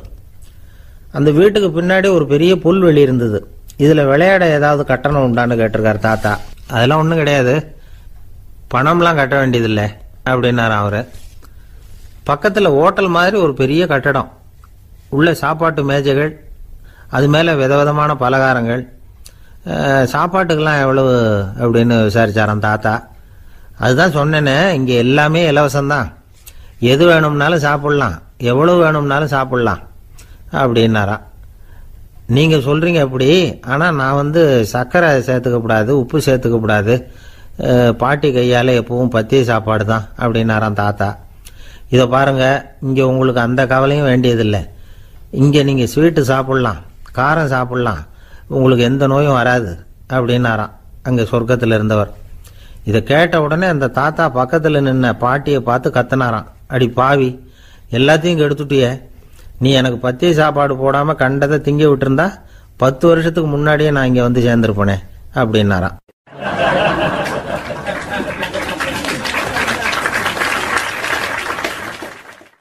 ஒரு சன்னியாசி, அவர் ஒரு நாள் ஒரு கனவு கண்டாராம். அந்த கனவுல அவர் சொர்க்கத்துக்கு போறார். அங்கே ஒரு பெரிய திருவிழா நடந்துகிட்டு இருக்குது. எங்கே பார்த்தாலும் அலங்கார வளைவுகள், வண்ணமயமான விளக்குகள், பாதைகள் பூரா மலர்கள், எல்லா கட்டடங்களும் ஒளிமயம். அவ்வளவு கோலாகலமா பிரம்மாண்டமா அந்த திருவிழா நடந்துகிட்டு இருக்குது. அது என்ன திருவிழாங்கிறது இந்த சன்னியாசிக்கு புரியல. அங்க எதிரில் வந்துகிட்டு இருந்த ஒருத்தரை நிறுத்தி, என்ன விசேஷம் இங்க அப்படின்னு விசாரிச்சாராம். உனக்கு தெரியாத விஷயம், இன்னைக்கு இறைவனுக்கு பிறந்த நாள், அதைத்தான் எல்லாரும் சேர்ந்து கொண்டாடுறோம். இதுக்காக பிரம்மாண்டமான ஊர்வலம் ஒன்று வரப்போகுது. இறைவனே அந்த ஊர்வலத்தில் கலந்துகிறார் அப்படின்னார் அவர். உடனே அந்த சன்னியாசி ஒரு மரத்து நிழல்ல ஒதுங்கி நின்றுக்கிட்டார். ஊர்வலம் வந்துகிட்டு இருக்குது. முதல்ல ஒரு குதிரை வந்துகிட்டு இருக்கு. அது மேல ஒருத்தர் உட்காந்துருக்கிறார். அவருக்கு பின்னாடி நிறைய பேர் கூட்டமா வந்துகிட்டு இருக்கிறாங்க. இவ்வளவு கூட்டம் இவர் பின்னாடி வருதே, யார் இவர் அப்படின்னு கேட்டார். ஒரு மதத்தின் பெயரை சொல்லி, இவர் அந்த மதத்தின் தலைவர், அவரை பின்பற்றுகிற மக்கள் கூட்டம் பின்னாடி வந்துகிட்டு இருக்குது அப்படின்னு விவரம் சொல்லியிருக்கிறாங்க. இவங்களுக்கு அடுத்தபடியா இன்னொரு குதிரையில ஒருத்தர் வந்துகிட்டு இருக்கிறார். அவருக்கு பின்னாடி ஏகப்பட்ட கூட்டம். இவர் யாருங்க அப்படின்னு கேட்டிருக்கார் சன்னியாசி. அங்க இருக்கிறவங்க விவரம் சொல்லியிருக்கிறாங்க. இன்னொரு மதத்தின் பெயரை சொல்லி, இவர் அந்த மதத்தினுடைய தலைவர், அவர் வழியை பின்பற்றுகிறவர்கள் அவர் பின்னாடி கூட்டமா வந்துகிட்டு இருக்கிறாங்க அப்படின்னு இருக்காங்க. இப்படி ஒவ்வொருத்தரா குதிரை மேல வந்துகிட்டே இருக்கிறாங்க. அவங்கள பின்பற்றியும் ஒவ்வொரு கூட்டம் வந்துகிட்டே இருக்குது. அந்த பெரிய ஊர்வலம் அது பாட்டுக்கு போய்கிட்டு இருக்குது. கடைசியாக அது முடிஞ்சது ரொம்ப நேரம் கழிச்சு. அதுக்கப்புறம் கொஞ்சம் நேரம் கழித்து ஒரு வயசான ஆள் குதிரை மேலே வந்துக்கிட்டு இருக்கிறார். ஆனால் அவருக்கு பின்னாடி யாருமே இல்லை. அவர் பரிதாபமாக தனியாக வந்துக்கிட்டு இருக்கிறார். அவர் அந்த ஊர்வலத்தை சேர்ந்தவரா இல்லையாங்கிறதே தெரியல. இவர் யார், இவர் ஏன் இப்படி தனியாக வந்துக்கிட்டு இருக்கிறார் அப்படின்னு கேட்டிருக்கார் அந்த சன்னியாசி. என்னது இப்படி கேட்குறீங்க, இவர் தான் கடவுள், இவருக்காக தான் இன்னைக்கு இந்த ஊர்வலமே நடக்குது, இவருக்கு தான் இன்னைக்கு பிறந்த நாள், முன்னாடி போகிற ஊர்வலம் பூரா இவருடைய பிறந்த நாளை கொண்டாடுறதுக்காக தான் அப்படின்னு இருக்காங்க. இதை கேட்டதும் அந்த சன்னியாசிக்கு திடுக்குன்னு தூக்கி போட்டிருக்கு. இது வரைக்கும் கனவு கண்டுகிட்டு இருந்தவர் முடிச்சுக்கிட்டார். அதுக்கப்புறம் தான் யோசிச்சு பார்த்துருக்கார். உண்மைதான், மக்கள் எல்லாரும் பக்தி மார்க்கத்தில் போகிறதா நினச்சிக்கிட்டு பாதை மாறி போயிட்டு இருக்கிறாங்க. கடவுளை பின்பற்றுவதாக நினைக்கிறாங்க பக்தர்கள். ஆனால் கடவுளுக்கு பின்னாடி யாருமே இல்லை. இன்னமும் இயல்பா இதை பற்றி யோசிச்சு பார்த்தா, உண்மைக்கு பின்னாடி தான் நான் போய்கிட்டு இருக்கேன் அப்படின்னு நிறைய பேர் சொல்கிறாங்க. ஆனால் அந்த உண்மை அனாதையாக போய்கிட்டு இருக்குது. அப்படி ஆயிட்டுது உலகம். இந்த காலத்துலேயும் ஒரு ஊர்வலம், ஒரு பெரிய மனுஷருக்கு பிறந்த நாள் விழா. அவர் குதிரை மேலே ஏறி முன்னாடி போயிட்டு இருக்கிறார். அவருக்கு பின்னாடி ஒரு 100 பேர் தொண்டர்கள் அவங்க பாட்டுக்கு போகிறாங்க.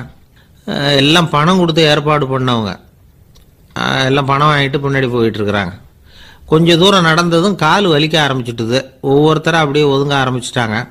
அதான் முன்னாடியே பணம் கிடைச்சிட்டுதே, இனிமேல் ஒதுங்கின என்னன்னு ஒதுங்கிட்டாங்க. ஒரு கட்டத்தில் குதிரையில் போகிறவர் தற்செயலாக திரும்பி பார்க்குறாரு. பின்னாடி யாருமே இல்லை, எல்லாரும் ஓடி போயிட்டாங்க. ஒரே ஒரு ஆள் மட்டும் ரொம்ப விசுவாசமாக பின்னாடி நடந்து வந்துக்கிட்டு இருந்தான்.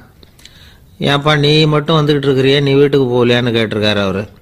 நீங்கள் அந்த குதிரையையும் அதுக்குள்ள வாடகை பணத்தையும் கொடுத்துட்டீங்கன்னா நானும் போயிடுவேன் அப்படின்னு நானா இந்த ஆள்.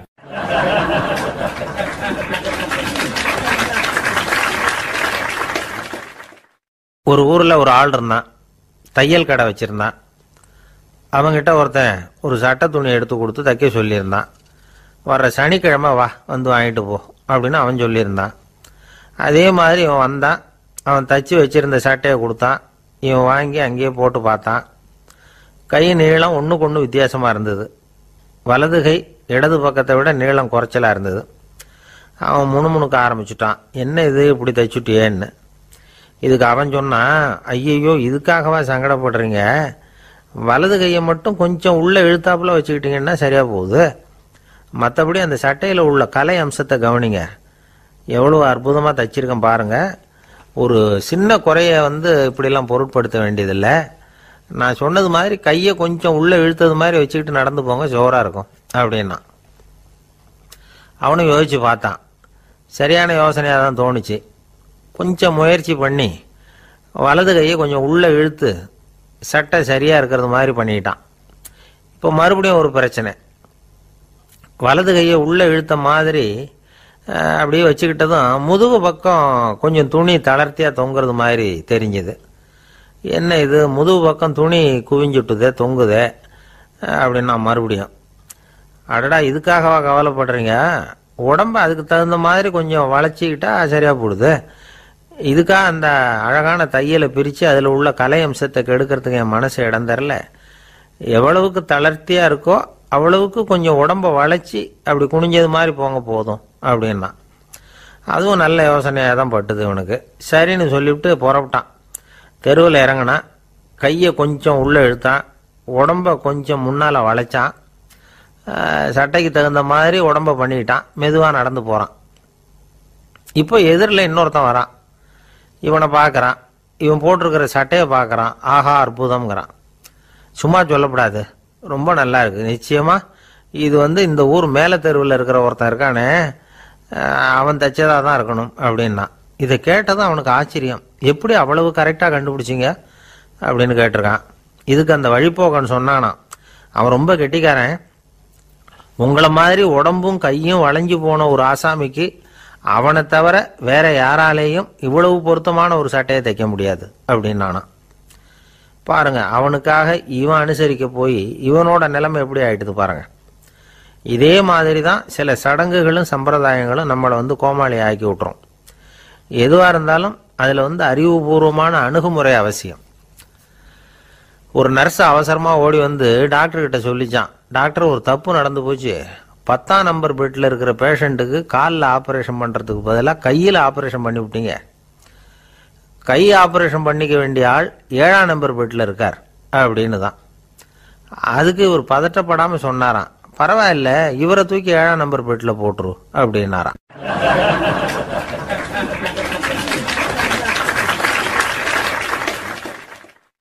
ஒரு மாணவனை பார்த்தேன்.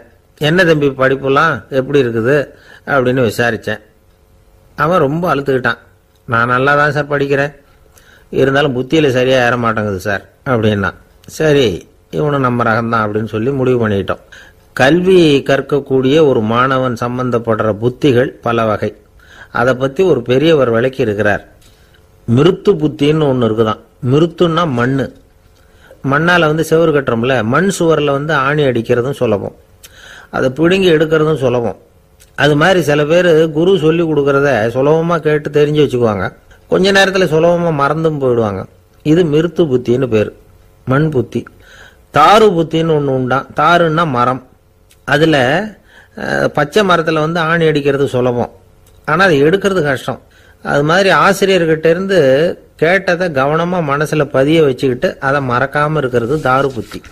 பட்டை மரமாக இருந்தால் அதில் ஆணி அடிக்கிறதும் கஷ்டம், அடிக்கிற ஆணியும் சீக்கிரம் நழுவிடும். அது மாதிரி கேட்குற விஷயம் மனசில் பதியறதும் கஷ்டம். அப்படியே பதிஞ்சாலும் அது நீடிச்சு இருக்கிறதும் கஷ்டம், கொஞ்ச காலத்தில் மறந்துடும். இன்னொரு வகை புத்தி ஒன்று உண்டு, அதுக்கு பேர் சிலா புத்தின்னு பேர். சிலான்னா கல். ஒரு கருங்கல்லில் 4 துளையை போட்டு ஒரு துளையில உளிய வச்சு அடித்தா மற்ற துளை வழியாகவும் பிளந்து கல் 2 ஆயிடும். அது மாதிரி சந்தியான இடங்களில் குறிப்பாக ஒரு பொருளை சொன்னால் அதை வச்சுக்கிட்டு மற்றதையும் தெரிஞ்சுக்கிறது, அது சிலா புத்தின்னு பேர். வேணு புத்தின்னா என்ன தெரியுமா? வேணுன்னா மூங்கில். மூங்கில் கணுவில் ஒரு பக்கம் உளிய வச்சு அடித்தா 2 பக்கமும் பிளந்துரும். அது மாதிரி ஒரு செய்தியை கேட்டுக்கிட்டு இருக்கிறப்பவே அதோட முன்பின் தொடர்களையும் தெரிஞ்சுக்கணும், அது வேணு புத்தி. தைல புத்தின்னு ஒன்று உண்டு. தைலம்ங்கிறது எண்ணெய். தண்ணியில் ஒரு துளி எண்ணெயை விட்டால் அது தண்ணி பூரா பரவி போடுதில்ல, அது இப்படி பரவுறது மாதிரி ஆசிரியர் சுருக்கமாக ஒரு கருத்தை சொன்னால் அதை வச்சுக்கிட்டு பூரா விஷயங்களையும் தெரிஞ்சுக்கணும், அது தைல புத்தி. கற்பூர புத்தின்னு ஒன்று கேள்விப்பட்டிருக்கோம். அது எப்படின்னா, கற்பூரம் தீ பட்ட உடனே பிடிச்சிக்கும்.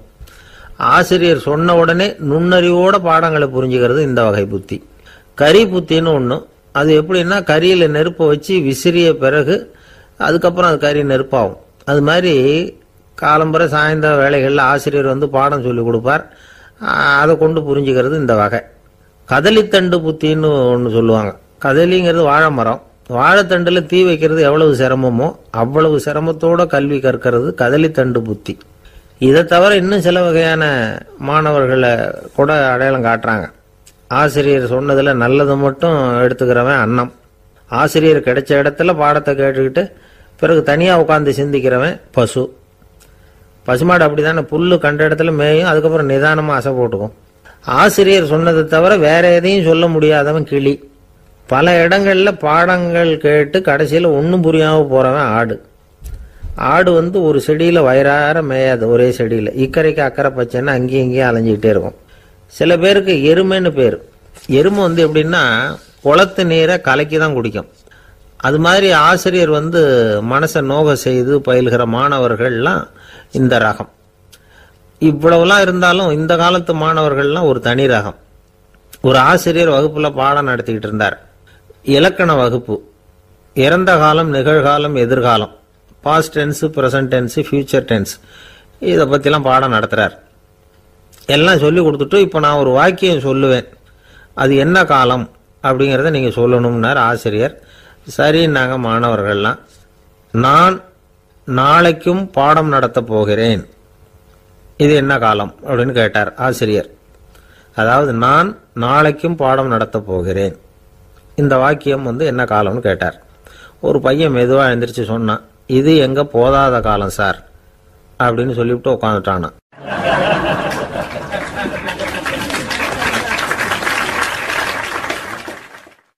ஒரு ஊர்ல ஒரு பெரிய செல்வந்தர் இருந்தார். பணத்துக்கு பஞ்சம் இல்லை. அதனால இந்த உலகத்துல முடியாத காரியம் எதுவும் இல்லைன்னு நினைச்சார். பணம் இருந்தாலே அந்த நினைப்பு தானா வந்துடும். அதனால இவரும் அப்படி நினைச்சதுல ஒன்றும் தப்பு இல்லை. அந்த ஊருக்கு குருநானக் ஒரு தடவை வந்தார். அவருக்கு இந்த செல்வந்தர் ரொம்ப பிரமாதமா ஒரு வரவேற்பு கொடுத்தார். ஊர் எல்லையிலேயே எங்க வீட்டுக்கு விருந்து சாப்பிட்டுட்டு போகணும்னு கேட்டுக்கிட்டார். அவரும் சரின்னு ஒத்துக்கிட்டார். உடனே தன்னுடைய பங்களாவில் ஒரு பெரிய விருந்துக்கு ஏற்பாடு பண்ணார். குருநானக்கை அழைச்சிட்டு வீட்டுக்கு போனார். உட்கார வச்சார். ஐயா, நான் இந்த ஊர்லேயே ரொம்ப பெரிய வசதி உள்ளவன், என்னால் எல்லாம் முடியும். உங்களுக்காக நான் என்ன செய்யணும்னு சொல்லுங்க, எதுவாக இருந்தாலும் பரவாயில்ல, எவ்வளவு செலவானாலும் பரவாயில்ல, என்னால் செய்ய முடியும். என்ன செய்யணும்னு சொல்லுங்க, அது போதும், நான் செய்கிறேன் அப்படின்னு நான் ரொம்ப பணிவா. இதை கேட்டதும் குருநானக் சிந்திச்சார் கொஞ்ச நேரம். அதுக்கப்புறம் தன்னோட சட்டை பைக்குள்ள கையை விட்டு ஒரு பழைய ஊசி ஒன்று எடுத்தார். அந்த செல்வந்தர்கிட்ட கொடுத்தார். இதை பாருங்க, இவ்வளவு தூரம் நீங்க கேட்கறதுனால சொல்றேன், எனக்கு நீங்க செய்ய வேண்டிய உதவி இதுதான்னார். ஊசிய கையில வாங்கிக்கிட்டு இதை என்ன செய்யணும் சொல்லுங்க அப்படின்னார் அவரு. நீங்க செய்ய வேண்டியது என்னன்னா, இந்த ஊசியை பத்திரமா வச்சிருக்கணும். நாம 2 பேரும் இறந்து போனதுக்கு பின்னாடி இன்னொரு உலகத்துல நாம சந்திக்கக்கூடிய வாய்ப்பு இருக்குது. அப்போ இந்த ஊசியை என்கிட்ட கொண்டாந்து கொடுக்கணும். இதுதான் நீங்க எனக்காக செய்ய வேண்டிய உதவி அப்படின்னார் குருநானக் லேசா சிரிச்சுக்கிட்டே. இதை கேட்ட உடனே இந்த பெரியவர் முழிக்க ஆரம்பிச்சிட்டார். அது எப்படிங்க, நான் சாகிறப்ப எப்படி இந்த ஊசியை எடுத்துக்கிட்டு இன்னொரு உலகத்துக்கு வர முடியும்னார். ஊசி மாதிரி ஒரு சின்ன பொருளை கூட இந்த உலகத்தை விட்டு நாம போறப்ப எடுத்துட்டு போக முடியாதுங்கிறப்போ உங்களோட செல்வத்தையெல்லாம் எப்படி அங்க எடுத்துட்டு வர போறீங்க அப்படின்னு கேட்டார் குருநானக். அதுக்கப்புறம் தான் அந்த பெரியவர் யோசிக்க ஆரம்பிச்சாராம். குருநானக் சொல்றார், இதை பாருங்க, நாம செய்யற நல்லது கெட்டது தான் கடைசி வரைக்கும் நம்ம கூட இருக்கும். அடுத்தவங்க நல்லா இருக்கணுங்கிறதுக்காக பொருளை செலவு செய்யணும். அப்படி செய்யலைன்னா எந்த பிரயோஜனமும் இல்லை அப்படின்னார். அதுக்கப்புறம் தான் அந்த செல்வந்தரின் அறிவு கண் திறந்துதான். உடனே குருநானக்கை வணங்கினார்.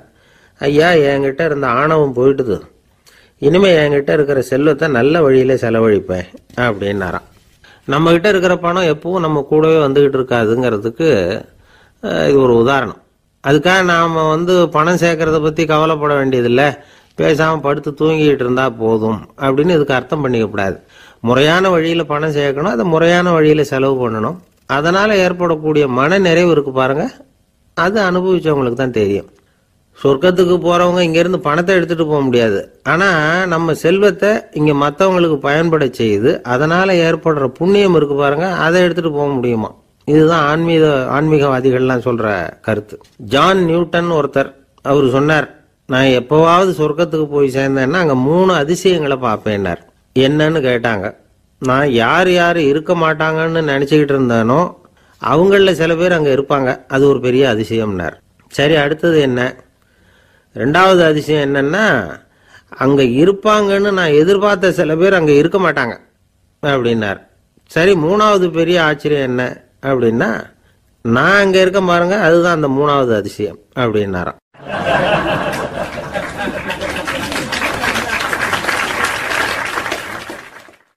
ஒருத்தர் ஓடி வந்தார். இன்னொருத்தரை பார்த்து, சார், உங்க சைக்கிளை ஒரு நாள் இரவல் கொடுங்களேன், பக்கத்து ஊருக்கு போயிட்டு வர வேண்டியிருக்கு அப்படின்னார். இவர் சைக்கிளை கொடுத்து பத்திரமா கொண்டுட்டு போங்கன்னார். சார், இதை பத்திரமா கொண்டு போறேன், கவலையே வேணாம், ஏன்னா இது உங்களோட சைக்கிள் அப்படின்னு நான் நினைக்கல, என்னோட சைக்கிளா நினைக்கிறேன் அப்படின்னார். அதுக்கப்புறம் தான் இவருக்கு உண்மையாவே பயம் வந்துட்டுது. ஏன்னா அவர் சொன்னது மாதிரி அதை தன்னோட சைக்கிளாகவே நினச்சி தள்ளிட்டு போட்டால் என்ன பண்ணுறது? எது எதை நம்முடையதா நினைக்கணுங்கிறதுக்கு ஒரு வரையறை இருக்குது. சில பேர் ஆஃபீஸையே வீடாக நினச்சி விடுறது உண்டு.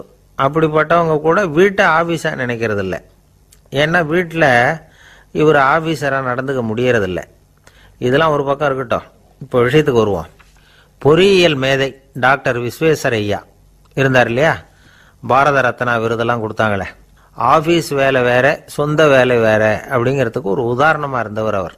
மைசூர் மகாராஜா கிட்ட திவானா இருந்தார். அவர் ஒரு நாள் அரசாங்க வேலை காரணமாக வெளியூர் போயிருந்தார். ஹாசன்கிற ஊருக்கு பக்கத்தில் ஒரு பயண மாளிகை, அங்கே தங்கிவிட்டார். ராத்திரி அங்கே தங்கி இருந்துட்டு விடிஞ்சதும் ஊருக்கு திரும்புறதாக திட்டம். ராத்திரி தூங்கிறதுக்கு ரொம்ப நேரம் ஆயிட்டுது. ரொம்ப நேரம் வரைக்கும் அரசாங்க சம்பந்தப்பட்ட வேலைகளையே பார்த்துக்கிட்டு இருக்கிறார். அரசாங்க ஃபைல்கள் நிறைய இருந்தது. அதையெல்லாம் ஒவ்வொன்றா எடுத்தார், படித்து பார்த்தார், பரிசீலனை பண்ணார். அதில் எழுத வேண்டியதை எழுதினார், கையெழுத்து போட்டார். ஒரு வழியாக அந்த வேலையெல்லாம் முடிஞ்சுது. அதுக்கப்புறம் என்ன பண்ணார்னா, தன்னுடைய சூட்கேஸை திறந்தார். அதிலிருந்து 2 மெழுகுவத்தியை எடுத்து கொளுத்தி வச்சார். அந்த பயண மாளிகையில் அது வரைக்கும் எரிஞ்சுக்கிட்டு இருந்த மின்சார விளக்குகளை அணைச்சுட்டார். அதுக்கு பிறகு அந்த மெழுகுவத்தி வெளிச்சத்தில் சில புத்தகங்களை தொடர்ந்து படிக்க ஆரம்பிச்சிட்டார். அந்த பயண மாளிகையில் பணியாளராக இருந்தவர் இதை பார்த்துட்டு ஓடி வந்தார். மறுபடியும் மின் விளக்கு போடுறதுக்காக போனார்.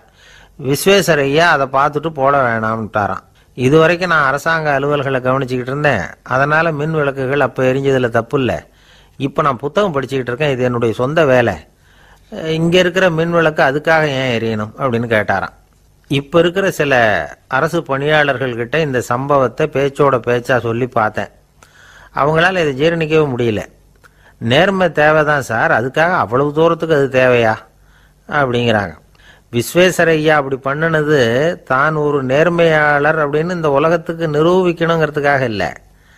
தான் அப்படி நடந்து காட்டினா தன்னை சுற்றி இருக்கிறவங்களும் அதை கேள்விப்படுறவங்களும் முடிஞ்ச அளவுக்கு பொது வாழ்க்கையில், அரசு பணியில் நேர்மையை கடைபிடிக்க முயற்சி பண்ணலாமே அப்படிங்கிறதுக்காகத்தான். இப்போவும் சில பேர் இருக்கிறாங்க, இவங்க ஆஃபீஸ் வேற வீடு வேறன்னு நினைக்கிறது இல்லை, அவ்வளோ உரிமை. ஒருத்தர் அப்படிதான், அவருக்கு அவசரமாக 5000 ரூபா தேவைப்பட்டது. ஆஃபீஸு பணத்தை எடுத்துக்கிட்டார். அந்த நேரம் பார்த்து ஆடிட் வந்துட்டுது. ஆப்பிட்டுக்கிட்டார். விசாரணை நடக்குது. அவர் சொல்கிறார், சார் நான் நேரம் காலம் பார்க்காம ஆஃபீஸில் வேலை செய்வேன். ஏன்னா அதை என்னோட ஆஃபீஸாக நினைக்கிறேன். அவசரத்துக்கு அந்த பணத்தை எடுத்தேன், மறுபடியும் வச்சுடலாம்னு தான் இருந்தேன். அதுக்குள்ளே இப்படி ஆகிட்டுது. நீங்கள் என்ன நினச்சாலும் சரி, நான் ஆஃபீஸ் வேற வீடு வேற அப்படின்னு நினைக்கிறது இல்லை, அது என்னோட சுபாவம் அப்படின்னார். விசாரணை பண்ணவர் தீர்ப்பு வழங்கினார். உங்கள் சுபாவத்துக்கு மதிப்பு கொடுத்து நானும் தீர்ப்பு வழங்குறேன். நீங்கள் கொஞ்ச நாள் ஜெயிலில் இருந்துட்டு வாங்க, அது உங்களுக்கு கஷ்டமாக இருக்காதுன்னு நினைக்கிறேன். ஏன்னா அங்கே போனாலும் நீங்கள் உங்கள் சுபாவப்படி வீடு வேற ஜெயில் வேறன்னு நினைக்க மாட்டீங்க அப்படின்னாராம்.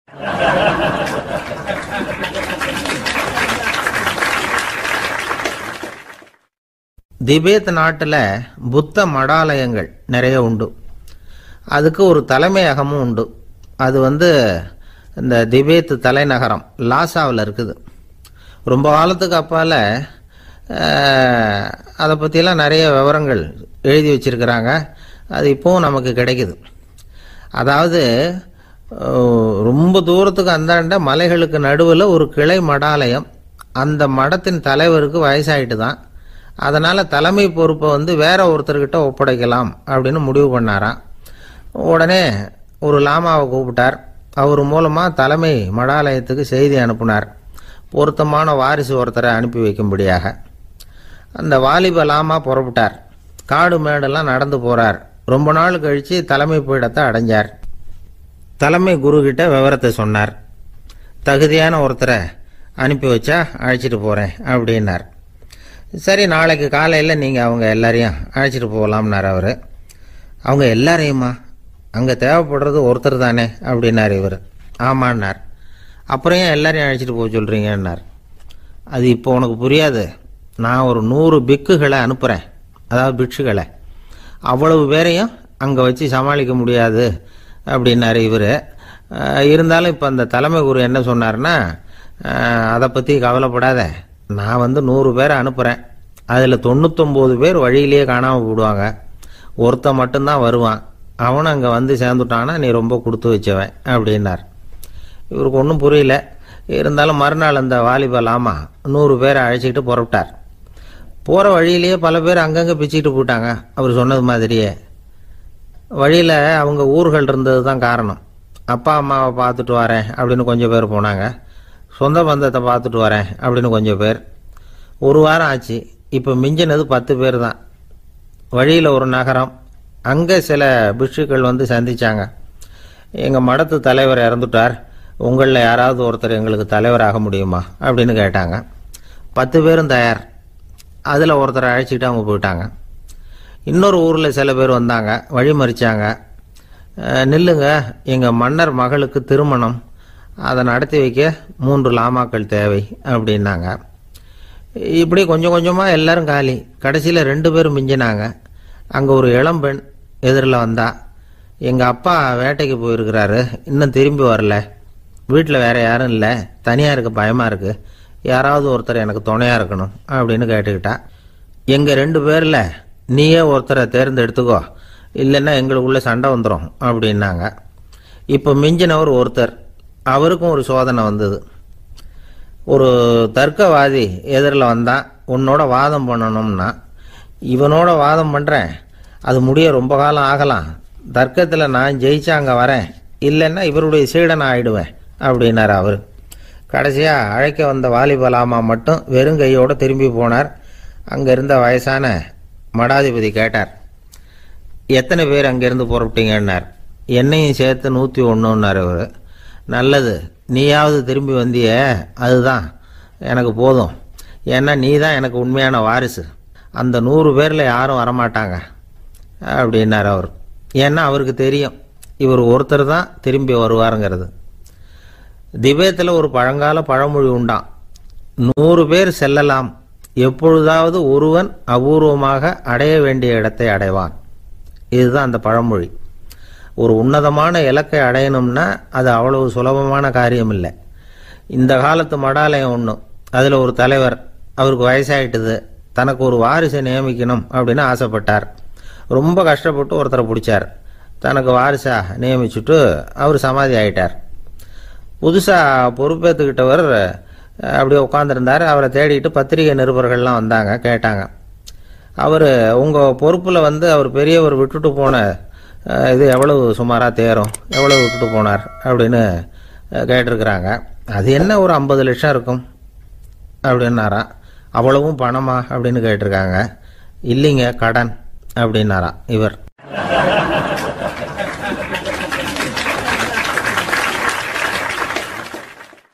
ஒரு நண்பர் யாருக்கோ ஃபோன் பண்ணிகிட்டு இருந்தார். அவர் பேசி முடித்ததும் நான் அவரை பார்த்து, இப்போ ஃபோன் பண்ணிங்களே, அந்த ஃபோன் நம்பர் என்ன அப்படின்னு கேட்டேன். அவர் தலையை சொரிஞ்சுக்கிட்டார், ஞாபகம் வரலன்னார். சரி சார், அதை விடுங்க, உங்கள் மனைவி பேர் என்ன அப்படின்னு கேட்டேன். மாலதின்னார். என்ன சார் இது வேடிக்கை, கொஞ்ச நேரத்துக்கு முன்னாடி பேசின ஃபோன் நம்பர் வந்து மறந்து போச்சு, எப்போவோ கல்யாணம் பண்ணிக்கிட்ட மனைவி பேர் மறக்கலை, அதை கரெக்டாக சொல்லிவிட்டீங்களே அப்படின்னு கேட்டேன். அவர் என்ன ஒரு மாதிரியாக பார்த்தார்.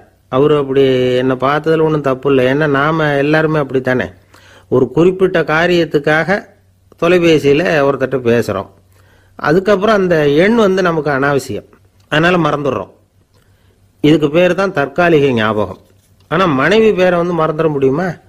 முடியாது. அது வந்து அவசியமான ஒன்று. அடிக்கடி அந்த பேரை வந்து உபயோகப்படுத்துகிறோம், அதனாலேயும் அது வந்து முக்கியங்கிறதுனாலேயும் அதை மறக்கிறது இல்லை. இதுக்கு பேர் நிரந்தர ஞாபகம். சரி, இந்த தற்காலிக ஞாபகம், நிரந்தர ஞாபகம், இது 2 ஞாபக அளவுகளையும் கட்டுப்படுத்துறது எது அப்படின்னா மூளைக்குள்ள நடக்கிற மின்சார நடவடிக்கைகள் தான். தற்காலிக ஞாபகம் ஒரு மின்னல் மாதிரி தோன்றி மறையுது. நிரந்தர ஞாபகம் ஒரு படிவம் போல மூளையில படிஞ்சுடுது. ஒரு சம்பவத்தின் பல பிரதிகள் மூளையில பல்வேறு பகுதிகளிலேயும் படிகிறதுனால ஒன்று மறைஞ்சாலும் மறந்தாலும் இன்னொன்று மறையறதில்லை. இப்படிப்பட்ட நிலைமையில தான் இந்த தொண்டையில் இருக்கு, வாயில் வரமாட்டேங்குது சார் அப்படிமா. ஒருத்தருக்கு எந்த துறையில் ஆர்வமும் ஈடுபாடும் அதிகமோ அது சம்பந்தமான ஞாபக சக்தி அதிகமாக இருக்கும். தொழிலை விரும்புகிற ஒரு டெலிஃபோன் ஆபரேட்டருக்கு எண்கள்லாம் நல்ல ஞாபகம் இருக்கும். அது மாதிரி கவிஞர்களுக்கு வார்த்தைகள் நல்ல ஞாபகத்தில் இருக்கும். இது ஒரு பக்கம் இருந்தாலும் ஒரு மூளை வந்து எண்களை விட எழுத்துக்களை விட படங்களை ரொம்ப சுலபமாக ஞாபகத்தில் வச்சுக்குது. புரிஞ்சுக்கிற தன்மை, அனுபவம், புத்தி கூர்மை இது கூடி குறையிறத பொறுத்து ஞாபக சக்தியும் ஏறும் இறங்கும். இப்போ உதாரணத்துக்கு ஒரு பையனுக்கு படித்தது எதுவும் ஞாபகத்தில் இல்லைன்னா அவன் அதை சரியாக புரிஞ்சுக்கலன்னு அர்த்தம். இந்த மறதிங்கிறது எந்த சமயத்தில் ஒரு பிரச்சனை ஆகுது தெரியுமா? உங்களுக்கு வேண்டியப்பட்ட ஒருத்தரை ஞாயிற்றுக்கிழமை சாயந்தரம் சரியாக 5 மணிக்கு கடற்கரைக்கு வர சொல்லிவிட்டு அந்த நேரத்தை மறந்துட்டா அது பரவாயில்ல, வர சொன்னதையே மறந்துட்டாதான் நிலைமை மோசம்னு அர்த்தம். இப்படி இருந்தால் இது சிகிச்சை எடுத்துக்க வேண்டிய நிலைமைங்கிறத புரிஞ்சுக்கணும். ஆமாம், இதுக்கும் மருந்து இருக்கு. ஆனால் மூளை குறிப்பிட்ட அளவுக்கும் கீழே இயங்குறப்போவோ இன்னொன்று சொல்லுவாங்க, இந்த நியூரோ டிரான்ஸ்மிட்டர் அப்படின்னு சொல்லுவாங்க. அப்படிங்கிற மூளை ரசாயனம் ரொம்பவும் குறைஞ்சி போகிறப்போ மட்டும்தான் உபயோகப்படும். டாக்டர் என்ன சொல்கிறாங்க தெரியுமா? மூளையை பொறுத்த வரைக்கும் அதில் ஞாபக சக்தி அதிகமாக உள்ள மூளை, மறதி உள்ள மூளை அப்படின்னு ஒன்றும் கிடையாது அப்படிங்கிறாங்க. நினைவு வச்சுக்கிறதுக்கு பயிற்சி அளிக்கப்பட்ட மூளை, பயிற்சியற்ற மூளை அப்படின்னு வேணும்னா சொல்லலாம் அப்படின்னு சொல்கிறாங்க. அதனால நம்ம ஞாபக சக்திங்கிறது நம்ம கிட்ட இருக்கிற பயிற்சி, முயற்சி இதை பொறுத்து தான் அமையும். ஒருத்தர் ஒரு பென்சிலை எங்கேயோ வச்சுக்கிட்டு தேடிக்கிட்டு இருந்தார். அப்புறம் என்னமோ தீவிரமாக யோசனை பண்ணி அதை ஞாபகப்படுத்தி பார்த்துக்கிட்டு இருந்தாராம். எதிரில் உட்காந்துருந்தவர் சொன்னார், பென்சிலை தானே தேடிட்டு இருக்கீங்க, அது உங்கள் வலது காதில் இருக்குது சார் அப்படின்னாராம் அவர். இதுக்கு அவர் சொல்லியிருக்காரு, பென்சிலை வலது காதில் தான் வச்சிருக்கேங்கிறது எனக்கு நல்லா ஞாபகம் இருக்கு, ஆனால் எது வலது காதுங்கிறது தான் மறந்து போச்சு அப்படின்னாராம். அவர் அதை தான் யோசிச்சுட்டு இருந்திருக்கிறார்.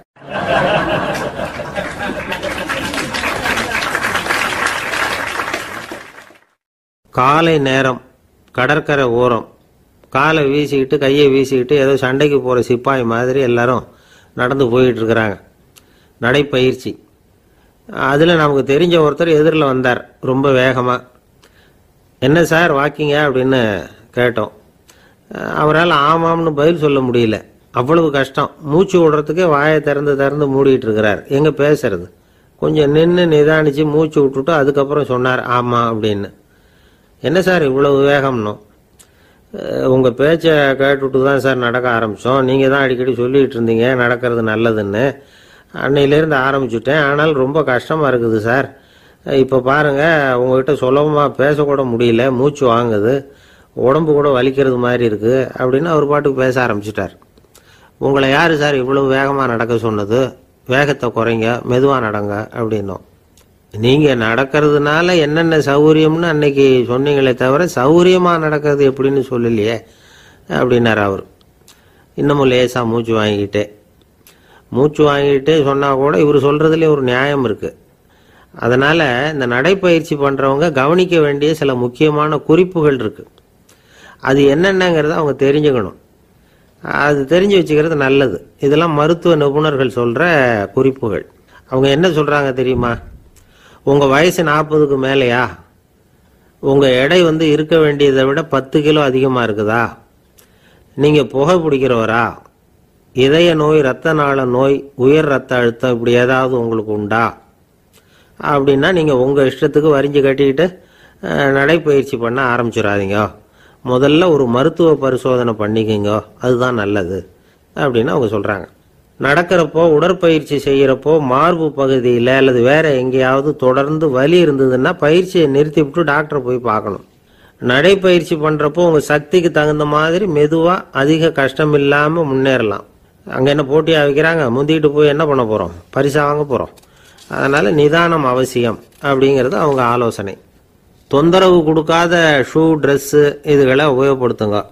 பாதத்தில் ஆடு தசை இருக்குல்ல, அங்கே ஏதாவது பிரச்சனை இருந்ததுன்னா டாக்டரை பாருங்க. இந்த பாதத்தில் வலி வரும் அந்த இடத்துல. வெயில் காலமாக இருந்தால் தலைக்கு தொப்பி வச்சுக்கோங்க. பனியில் நடந்தாலும் அப்படி தான், தலையை பத்திரமா பார்த்துக்குங்க. நம்மக்கிட்ட ஏதோ கொஞ்சம் உருப்படியாக தெரியறது அதுதானே. உடற்பயிற்சிக்கு முன்னாடி பின்னாடி பயிற்சி செய்கிறப்போ நிறைய தண்ணி குடிக்கலாமா. முதல் 1 மாதத்துக்கு கொஞ்சம் தளர்த்தியாக சாவகாசமாக நடக்கலாம். மணிக்கு 3 அல்லது 4 கிலோமீட்டர் வேகம்னு வச்சுக்கங்களேன். அதுக்கப்புறம் வேகத்தை அதிகப்படுத்தலாம். மணிக்கு 6 அல்லது 8 கிலோமீட்டர் அளவுக்கு நடக்கலாம். நல்லா கையை வீசிக்கிட்டு நடக்கணும். மூச்சு விடுற எண்ணிக்கை அதிகரிக்கணும். இது மாதிரி ஒரு 30 நிமிஷம் நடக்கலாம். தனியாக நடந்து போகிறதுக்கு உங்களுக்கு என்னமோ மாதிரி இருக்குதா? கூட யாரையாவது சேர்த்துக்குங்க. ஒரு குரூப்பாக சேர்ந்து போகலாம். நடக்கிறதுங்கிறத ஒரு சந்தோஷமான சமாச்சாரமாக ஆக்கிக்கணும். தினம் இப்படி நடக்க வேண்டி இருக்குதே அப்படின்னு புலம்பிக்கிட்டே போகக்கூடாது. சில பேர் நடக்கிறப்போ கடந்த காலத்தை அசை போட்டுக்கிட்டே போவாங்க. சில பேர் வருங்காலத்தை அசை போட்டுக்கிட்டே போவாங்க. சில பேர் முக்கியமான திட்டம்லாம் இப்படி நடக்கிறப்ப தான் தீர்மானம் பண்ணுவாங்க. நடக்கிறதுனால மன இறுக்கம் குறையுது, பரபரப்பு குறையுது, மன ஆற்றல் பெருகுது, தன்னம்பிக்கை வளருது, முதுமை தள்ளி போகுது, செயல்திறன் அதிகரிக்குது. இதை தவிர உடம்புக்கும் பல விதமான சௌகரியங்கள் ஏற்படுது. அதனால இதுவரைக்கும் நடக்க ஆரம்பிக்காதவங்க இனிமே இந்த குறிப்புகளை கவனத்தில் வச்சுக்கிட்டு நடக்க ஆரம்பிச்சுடலாம். சார்லஸ் லேம்ப் அப்படின்னு ஆங்கில இலக்கிய மேதை ஒருத்தர், அவர் ஒரு தரம் உடம்பு சரியில்லைன்னு டாக்டர்கிட்ட போனாராம். டாக்டர் அவரை பார்த்துட்டு, நீங்கள் தினமும் காலையில் வெறும் வயத்தில் நடக்கணும் அப்படின்னாராம். வெறும் வயத்தில் நடக்கிறதுக்கு நான் தயார், ஆனால் வயிறு கிடைக்கணுமே சார், யார் வயத்து மேலே நடக்கிறது டாக்டர் அப்படின்னு கேட்டாராம் இவர்.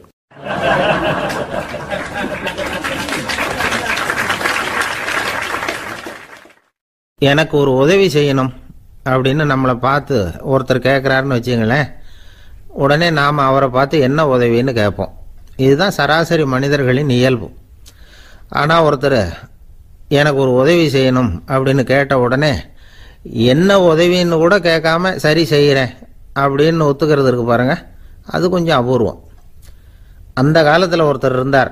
அவர் எப்படி தெரியுமா, உதவி கேட்குறவங்க நல்லவங்களா கெட்டவங்களா அப்படின்னு கூட பார்க்கல, தனக்கு நன்மையா தீமையா அப்படின்னு கூட பார்க்கல, உதவி செய்கிறேன்னு புறப்பட்டு விட்டார். அவர் யார் தெரியுமா, அவர் தான் நல சக்கரவர்த்தி. அவர் மாதிரி நாமும் உதவி கேட்குறவங்களுக்கு உடனே உதவி செய்கிறதுக்கு தயாராக இருக்கணும் அப்படின்னு சொன்னார் ஒரு ஆன்மீக பேச்சாளர். நல சரித்திரத்தை அவர் சொல்லிக்கிட்டு இருந்தார். இந்திரன், அக்னி, வருணன், யமன் இவங்க 4 பேரும் நலனை பார்த்து எங்களுக்கு நீ உதவி செய்யணும், எங்களுக்காக நீ தூது போகணும் அப்படின்னு கேட்குறாங்க. யாருக்கிட்ட தூது போகணும், என்ன காரியத்துக்காக போகணும் அப்படின்னு கேட்கணும்ல. நலன் அப்படி கேட்கவே இல்லை, உடனே சரின்னு ஒத்துக்கிறான். அதுக்கப்புறம் அவங்க விவரம் சொல்கிறாங்க, என்ன உதவி, யாருக்கிட்ட தூது போகணும் அப்படிங்கிற விவரத்தை சொல்கிறாங்க. நலனுக்கும் அப்புறம்தான் புரியுது, எந்த தமயந்தியை இவன் காதலிச்சானோ, எந்த தமயந்தின் சுயமரத்துக்காக இவன் போய்கிட்டு இருக்கிறானோ அந்த தமயந்தியை பார்த்து தங்களுக்காக அவகிட்ட வாதாடணும், பேசணும், தங்களில் ஒருத்தரை கல்யாணம் பண்ணிக்கும்படியா கேட்கணும் அப்படின்னு அவங்க 4 பேரும் நலன்கிட்ட கேட்குறாங்க. இதை கேட்டதும் நலன் கொஞ்சம் கூட முகம் சுளிக்கலை, பதட்டப்படலை. நேராக தமயந்தி கிட்ட போகிறான். இந்திரன், அக்னி, வருணன், யமன் இவங்களோட சிறப்புகளை எடுத்து சொல்கிறான். இவங்களில் ஒருத்தரை கல்யாணம் பண்ணிக்கலாம் அப்படின்னு சொல்லி கேட்டுக்கிறான். ஆனால் இதுக்கு தமயந்தி சம்மதிக்கலை. சுயம்வரம் நடக்குது, அவள் நலனை தேர்ந்தெடுக்கிறான். அந்த 4 பேரும் நலனுக்கு நிறைய வரங்கள்லாம் கொடுக்குறாங்க. அதுக்கப்புறம் இப்படி போகுது கதை.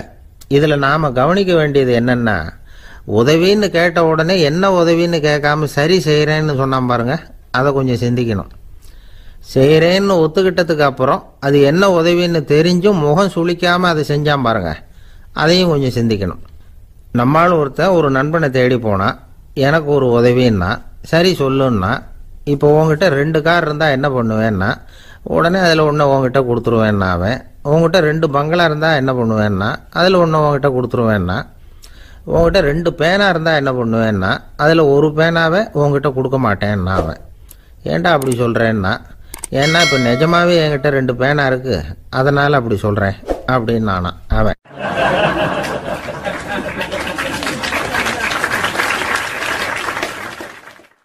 ரொம்ப பேருக்கு கூட்டத்தில் பேசுறதுன்னா பயம். நமக்கு ஒன்றும் தெரியாதுன்னு மற்றவங்க நினச்சிடக்கூடாதுங்கிற எண்ணம் தான் இதுக்கு காரணம். ரொம்ப முக்கியமான ஒரு கூட்டம்னா பயமும் அதிகமாக இருக்கும். முக்கியமானவங்கள்லாம் வருவாங்களே, அவங்கெல்லாம் நம்மளை பற்றி மட்டமாக நினச்சிருவாங்களே அப்படிங்கிற பயம் வந்துடும். ஆனால் மேடை பேச்சுங்கிறது அவ்வளவு கடினமான ஒரு காரியம் இல்லைங்கிறாங்க அது சம்பந்தமான நிபுணர்கள். யாரும் பேச்சாளர் ஆகலாம், இது ஒன்றும் பெரிய கிஃப்ட் கிடையாது அப்படின்னு அவங்க சொல்கிறாங்க. நீங்கள் ஒரு சிறந்த பேச்சாளர் ஆகணுமா அப்படின்னா அதுக்குன்னு சில ஆலோசனைகளை சொல்லி வச்சிருக்கிறாங்க அனுபவசாலிகள். முதல் ஆலோசனை என்னன்னா, உங்கள் பேச்சு எளிமையாக இருக்கணும். ஏதாவது ஒரு கருத்து அல்லது 2 கருத்து சொன்னால் போதும், 20 அல்லது 30 கருத்துக்களை சொல்லிகிட்டே போகக்கூடாது. 2வது ஆலோசனை, நீங்கள் என்ன பேச போகிறீங்கிறது முதல்ல உங்களுக்கு நல்லா புரியணும். அதுக்கப்புறம் தான் அதை அடுத்தவங்களுக்கு புரிய வைக்க முடியும். எப்படி ஆரம்பிக்க போகிறோம், எந்த கருத்தை முக்கியமாக வலியுறுத்த போகிறோம், எப்படி முடிக்க போகிறோம் அப்படிங்கிறத முதல்ல நல்லா சிந்திச்சு மனசில் வச்சுக்கணும். கடைசியாக என்ன சொல்கிறீங்களோ அதுதான் கேட்குறவங்க மனசில் நிற்கும். 3வது ஆலோசனை என்னென்னா, உங்கள் பேச்சு சுருக்கமாக இருக்கணும். ஒரு 15 நிமிஷம் பேசுறது ரொம்ப பொருத்தம். மணிக்கணக்கில் பேசிக்கிட்டு இருக்கிறது நல்லதில்லை. 4வது ஆலோசனை, நீங்க பேசுறது உண்மையா இருக்கணும். உங்களுக்கு உண்மையான அனுபவங்கள் இருக்கும், அதை சொல்லலாம். உங்களுடைய உண்மையான அனுபவங்களை மற்றவங்களோட பகிர்ந்துக்கணும், அதுதான் முக்கியம். 5வது ஆலோசனை, ஆரம்பத்தில் கொஞ்ச நேரம் உங்களை பற்றியும் எதிரில் உள்ளவங்களை பற்றியும் சம்பந்தப்படுத்தி ஏதாவது பேசி ஒரு நெருக்கத்தை ஏற்படுத்திக்கணும். ஒவ்வொருத்தரும் இப்போ இவர் பேச போகிறது நம்ம சம்பந்தப்பட்டது அப்படின்னு நினைக்க ஆரம்பிச்சிருவாங்கல்ல, அதுக்கப்புறம் அவங்க கேட்க தயாராகிட்டாங்கன்னு அர்த்தம். எதிரில் உட்காந்துருக்கிற கூட்டத்திலிருந்து 3 பேரை தேர்ந்தெடுங்க. அதாவது வலது பக்கம் ஒருத்தர், நடுவில் ஒருத்தர், இடது பக்கம் ஒருத்தர். அதாவது உங்களை ரொம்ப கனிவாகவும் ஆர்வமாகவும் பார்க்குறவராக பார்த்து தேர்ந்தெடுத்துங்க. மனசுக்குள்ள நீங்கள் பேசும்பொழுது என்ன பண்ணணும்னா, இவங்களை நேருக்கு நேராக மாறி மாறி பார்த்துக்கிட்டே பேசுனீங்கன்னா நீங்கள் ஏதோ ஒட்டுமொத்த கூட்டத்தையும் பார்த்து பேசுகிறதாக ஒரு உணர்வு அது ஏற்படுத்திவிடும். 6வது ஆலோசனை என்னென்னா, சொற்பொழிவுன்னா நீங்கள் பேசணும், படிக்கக்கூடாது. எழுதி படிக்கிறது நல்லா இருக்காது. குறிப்புகள் வேணும்னா வச்சுக்கலாம். படிக்கிறது பேப்பர்லேருந்து வர்றது மாதிரி இருக்கும், பேசுறது இதயத்திலேருந்து வர்றது மாதிரி இருக்கும். அப்புறம் 7வது ஆலோசனை சொல்கிறாங்க. அது என்னென்னா, மேடையில் ஏறி நின்ன உடனே இயல்பாக மூச்சை இழுத்து விட்டுங்க, இயல்பு நிலைக்கு வாங்க, அதுக்கப்புறம் இயல்பாக பேச ஆரம்பிக்கலாம் அப்படிங்கிறாங்க. இவ்வளவும் பேச்சு கலையில் வல்லுநர்களாக இருக்கிறவங்க சொல்லுகிற ஆலோசனைகள். இதையெல்லாம் கடைபிடிச்சா நமக்கும் அதுக்கும் வெகு தூரம்னு நினச்சிக்கிட்டு இருந்த ஒன்று இப்போ கிட்டத்தில் நெருங்கி வந்துடும். நாம் சொல்கிறபடியெல்லாம் அது கேட்கும். ஒரு பேச்சாளர், அவருக்கு சுருக்கமாகவே பேச தெரியாது. மேடையில் ஏற்றி விட்டுவிட்டா போதும், ஆரம்பிச்சிருவார், நிறுத்த மாட்டார், பேசிக்கிட்டே இருப்பார். ஒரு தடவை அவர் ஒரு கூட்டத்தில் ரொம்ப நேரம் பேசிக்கிட்டே இருக்கிறார். எதிரில் பொறுமை இழந்த ஒருத்தர் தன்னுடைய கை கடிகாரத்தை காட்டினார். அதை கவனித்த பேச்சாளர், மன்னிக்கணும், கை கடிகாரம் நான் கொண்டுகிட்டு வர மறந்துட்டேன், அதுதான் நேரம் போனதே தெரியல அப்படின்னு சொல்லியிருக்கிறார். இதுக்கு அவர் சொன்னாராம் கோபமா, ஏய்யா கடிகாரத்தை தான் பார்க்க முடியல, மறந்துட்டேன், பக்கத்தில் மாட்டிருக்கிற கேலண்டரையாவது பார்க்கக்கூடாதா அப்படின்னாராம்.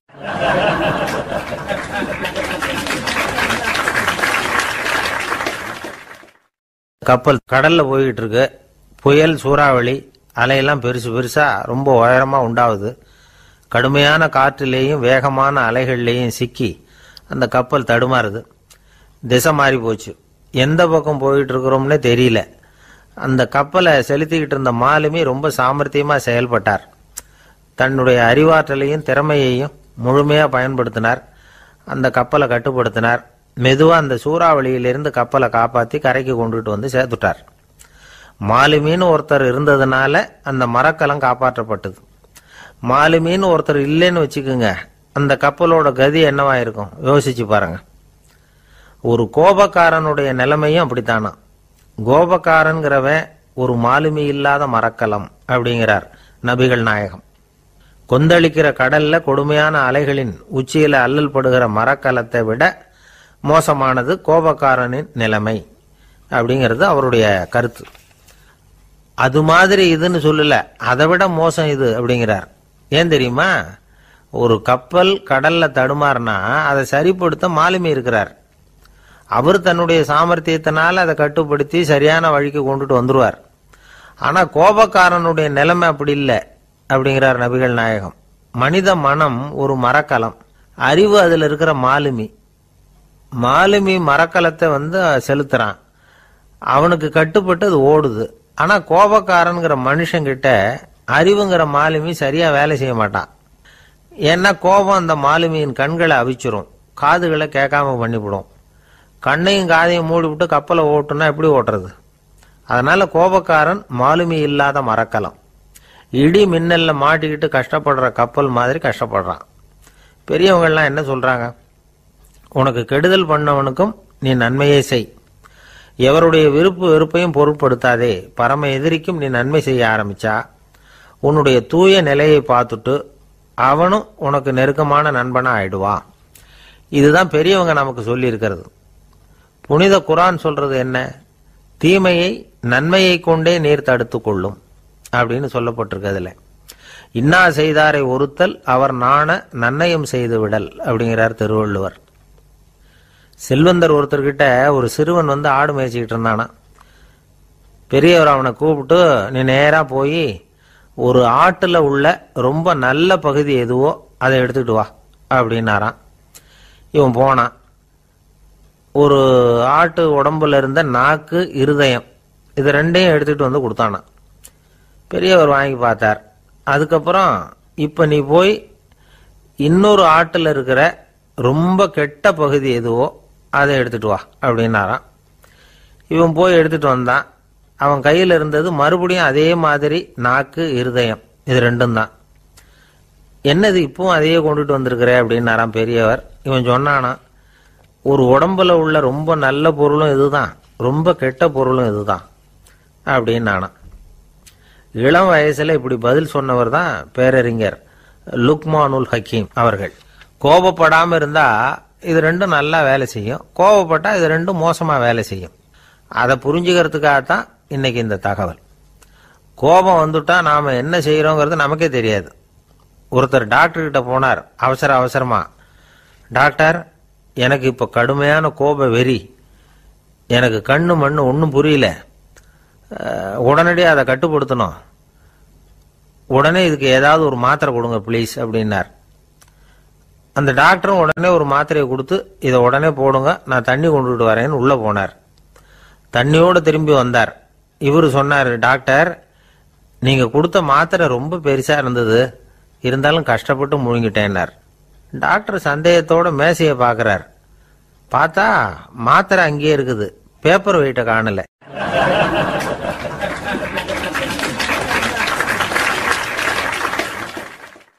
தானத்துல சிறந்தது எது அப்படின்னு ஒரு கேள்வியை கேட்டு, தானத்துல சிறந்தது நிதானம் அப்படின்னு அதுக்கு ஒரு பதிலும் சொல்றவங்க உண்டு. நிதானம் ரொம்ப அவசியம், அதுவும் இன்றைய உலகத்துக்கு ரொம்ப அவசியம். இன்னைக்கு உலகம் ரொம்ப பரபரப்பா போய்கிட்டு இருக்குது. பொறுமையா இருக்கணும்னு நினைக்கிறவங்களால கூட அப்படி இருக்க முடியறதில்ல. பொறுமையை சோதிக்கிறது மாதிரி பல சம்பவங்கள், அதையெல்லாம் சந்திச்சே தீர வேண்டியிருக்குது. எங்க போனாலும் கியூவில் நிற்க வேண்டியிருக்குது, எங்க போனாலும் காத்துக்கிட்டு இருக்க வேண்டியிருக்கு. ஆபீஸ்லயோ வீட்லயோ கூட நீங்க நிதானமா பொறுமையா நடந்துக்க தெரியலன்னா உங்களுக்கு சிடுமூஞ்சி, முசுடு இப்படிலாம் பேர் வச்சிருவாங்க. அது உங்களுக்கு தேவையா? சரி, வாழ்க்கையில் பொறுமைசாலின்னு பேர் வாங்கறதுக்கு என்ன வழி? முதல் பாயிண்ட், நீங்க நினைக்கிறது, எதிர்பார்க்கறது, செய்யறது எல்லாமே 100% கரெக்டா நடக்கணும்னு ஆசைப்படக்கூடாது. எதுவா இருந்தாலும் அதுல ஓரளவுக்கு தவறு நடக்கலாம் அப்படிங்கறத எதிர்பார்த்தே இருக்கணும். ஓரளவுக்கு அதை அனுமதிக்கணும். ஒரு நண்பரை 6 மணிக்கு ஒரு இடத்துக்கு வர சொல்லி இருக்கிறீங்க, 6 மணிக்கு அவர் வரல, உடனே பொறுமை இழந்து நடந்துக்கப்படாது. ஒரு 10 நிமிஷம் டிலே ஆகலாம். ஒரு வர்ற வழியில பஸ்ஸு கூட ஏதாவது டிராஃபிக்ல மாட்டியிருக்கலாம். அதெல்லாம் எதிர்பார்த்தே கொஞ்சம் காத்திருக்கிறதுல ஒன்றும் தப்பு இல்லை. சில சமயம் டிலே ஆகிறது கூட நல்லதா முடியும். ஒரு பஸ்ஸை தவற விட்டுட்டு, ஐயோ கொஞ்சம் ஒரு 2 நிமிஷம் முன்னாடி வந்திருந்தா பிடிச்சிருக்கலாமே அப்படின்னு தவிச்சுக்கிட்டு இருப்பாங்க சில பேர். அடுத்தபடியா வர்ற பஸ் நேரடியா நீங்க போக வேண்டிய இடத்துக்கே கொண்டு போய் விடுற பஸ்ஸா கூட இருக்கலாம். அது உங்களுக்கு முன்னாடி தெரியாதுல்ல. சில நெருக்கடியான சூழ்நிலைகளை தமாஷா எடுத்துக்கிறதுக்கு பழகிக்கணும். சில இடங்களுக்கு போறப்ப காத்திருக்கிறதுக்கு நம்ம மனசை தயார்படுத்திக்கிட்டே போகணும். ஒரு ரயிலுக்கோ பஸ்ஸுக்கோ அல்லது விமானத்துக்கோ கப்பல் பிரயாணத்துக்கோ போறப்போ அங்க போய் நீங்க மணிக்கணக்கில் கூட காத்துக்கிட்டு தான் இருக்கணும். புறப்படுற நேரம் கூட மாறலாம். நீங்க போய் சேர்ந்ததும் அது உடனே புறப்படணும்னு கட்டாயமா என்ன? அது மாதிரி சமயத்தில் படிக்கிறதுக்குன்னு சில சுவாரஸ்யமான புத்தகங்களையும் கையில் எடுத்துக்கலாம். உங்களை சுற்றி எவ்வளவோ சுவாரஸ்யமான சம்பவங்கள் நடந்துகிட்டு இருக்குதுல்ல, அதையெல்லாம் வேடிக்கை பாருங்க. எதுக்காக காத்துக்கிட்டு இருக்கிறோமோ அந்த காரியத்தில் உண்மையாகவே நமக்கு ஒரு அக்கறை இருந்தால் நமக்கு போர் அடிக்காது. சில கோயில்களில் பார்த்துருப்பீங்க, தரிசனத்துக்காக பக்தர்கள் நாள் கணக்கில் காத்துக்கிட்டு இருப்பாங்க. அவங்களெலாம் அழுத்துக்கிறது இல்லை. ஆண்டவனை தரிசிக்கணுங்கிற உண்மையான அக்கறை இருக்கிறதுனால அவங்களுக்கு போர் அடிக்கிறது இல்லை. ஆனால் சில சினிமா தியேட்டரில் கூட பார்க்கலாமே, சினிமா கியூ கூட அப்படிதான். சாயந்தரம் 6 மணி ஆட்டத்துக்கு காலம்பரம் 6 மணிக்கே போய் கூட காத்துக்கிட்டு இருப்பாங்க. அவங்களுக்கெல்லாம் போர் அடிக்காது, படம் பார்க்குற ஆர்வம். இன்னொரு முக்கியமான விஷயத்த நாம் பழக்கப்படுத்திக்கணும். லிவ் ஃபார் தி மூமெண்ட் அப்படிங்கிறாங்க நிபுணர்கள். ரொம்ப பேர் எப்படின்னா அடுத்தபடியாக நடக்க போகிற விஷயத்திலேயே கவனமாக இருப்பாங்க. அந்த நினைப்புலேயே இந்த நிமிஷத்தை பொறுமை இல்லாமல் கழிப்பாங்க. ஒருத்தர் இருக்கார், அவர் எப்படின்னா ஆஃபீஸ் முடியறதுக்குள்ளேயே சார் 5 மணிக்கெல்லாம் ரெடியாக இருங்க, நாம் அந்த ஹோட்டலில் போய் டிஃபன் சாப்பிட்ணும் அப்படின்னு 4 மணிலேருந்து சொல்லிகிட்டு இருப்பார். 4:55 பரபரப்பாக ஓடி வருவார். 2 பேரும் புறப்படுவோம், ஹோட்டலுக்கு போவோம், சாப்பிட்டுக்கிட்டு இருப்போம். அப்படி சாப்பிட்டுட்டு இருக்கிறப்ப, சார் சாப்பிட்டு முடிச்சதும் நேராக ஒரு ஜவுளி கடைக்கு போகிறோம் அப்படிம்பார். பரபரக்க சாப்பிட்டு முடிப்பார், புறப்படுவார். ஜவுளி கடையில் அவசரமாக சீக்கிரம் பில் போடுங்க சார், சினிமாவுக்கு நேரம் ஆகிடும்பார். சினிமா தியேட்டரில் உட்காந்து அடுத்தபடியாக எங்கே டின்னர் சாப்பிட்றதுன்னு யோசனை பண்ணிகிட்டு இருப்பார். ராத்திரி படுக்கையில் விழுந்ததுக்கு அப்புறமும் நாளைக்கு காலையில் எழுந்திரிச்சதும் அதை பண்ணணும் இதை பண்ணணும்னு திட்டம் போட்டுக்கிட்டே இருப்பார். அதாவது எப்பவும் அடுத்த நிமிஷம், அடுத்த நாள், அடுத்த வாரம், அடுத்த வருஷம், இதுதான் அவங்க சிந்தனை. இந்த நிமிஷம் என்ஜாய்மெண்ட்டை அவங்க இழந்துடுறாங்களாம். அதனால தான் வாழ்நாள் பூரா பொறுமையின்மை, அவஸ்தை, அல்லல். அதனால் நாம் எல்லாரும் வாழ்க்கையில் நிதானமாக இருக்கிறதுக்கு கற்றுக்கணுமா. அதுக்காக இந்த நிதானத்துக்கு வேறு விதமான அர்த்தம் பண்ணிக்கக்கூடாது. ஒருத்தர் அப்படித்தான் ஒரு தடவை அவருடைய குதிரை காணாமல் போயிட்டு தான். அதுக்காக அவர் கவலைப்படல, நிம்மதியாக இருந்தார், சந்தோஷமாக இருந்தார். என்ன சார் இது, உங்கள் குதிரை திருட்டு போயிட்டுதுங்கிறீங்க, நீங்கள் கவலைப்படாமல் இருக்கிறீங்களே அப்படின்னு கேட்டாங்களாம். அதுக்கு அவர் சொல்லியிருக்கார், நல்ல வேளை சார், கட்டியிருந்த குதிரை காணாமல் போயிருக்குது. நான் அது மேலே உட்காந்துருக்கிற சமயம் அது காணாமல் போயிருந்ததுன்னா, திருட்டு போயிருந்ததுன்னா நானும் சேர்ந்தில் காணாமல் போயிருப்பேன் அப்படின்னாராம். எவ்வளவு நிதானமான ஆள் பாருங்க.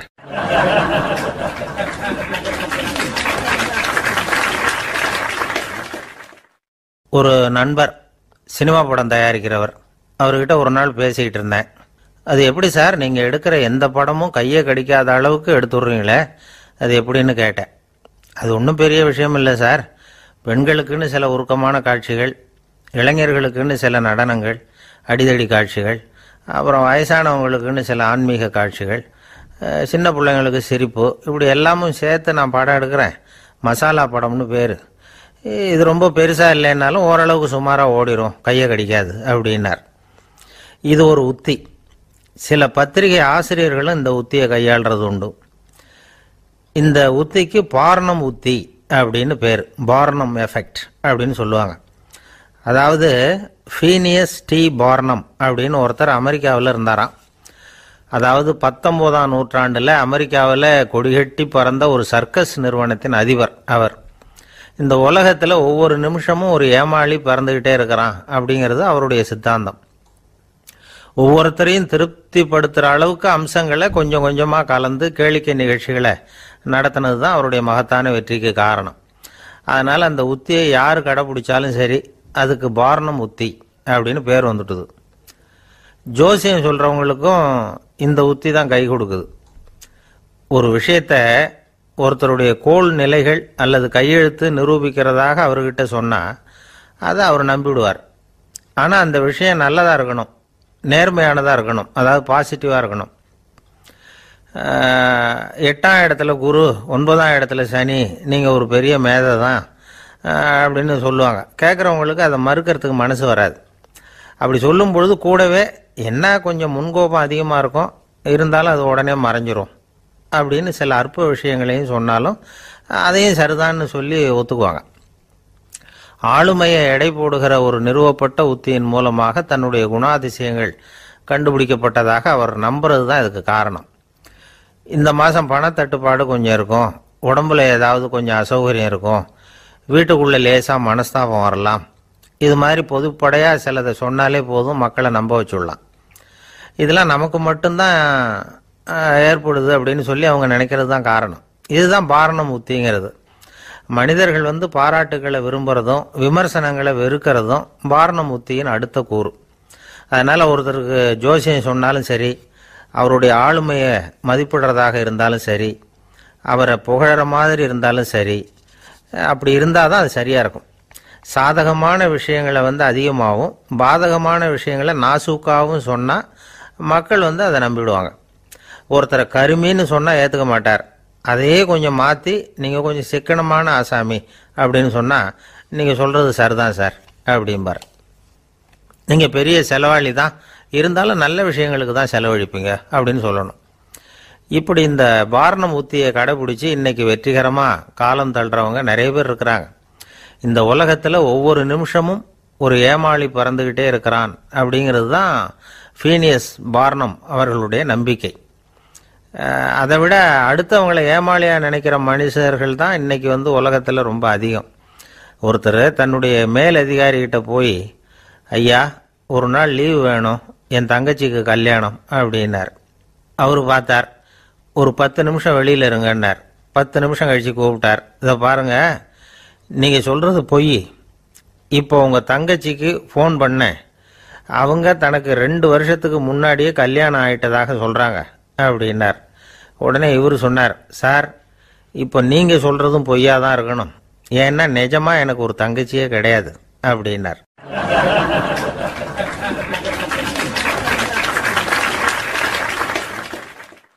ஒரு நாள் காலை நேரம் ஒரு குரு படுக்கையை விட்டு எழுந்திருக்கிறார். உடனே சீடர்களை பார்த்து எல்லாரும் இப்படி வாங்கங்கிறார்.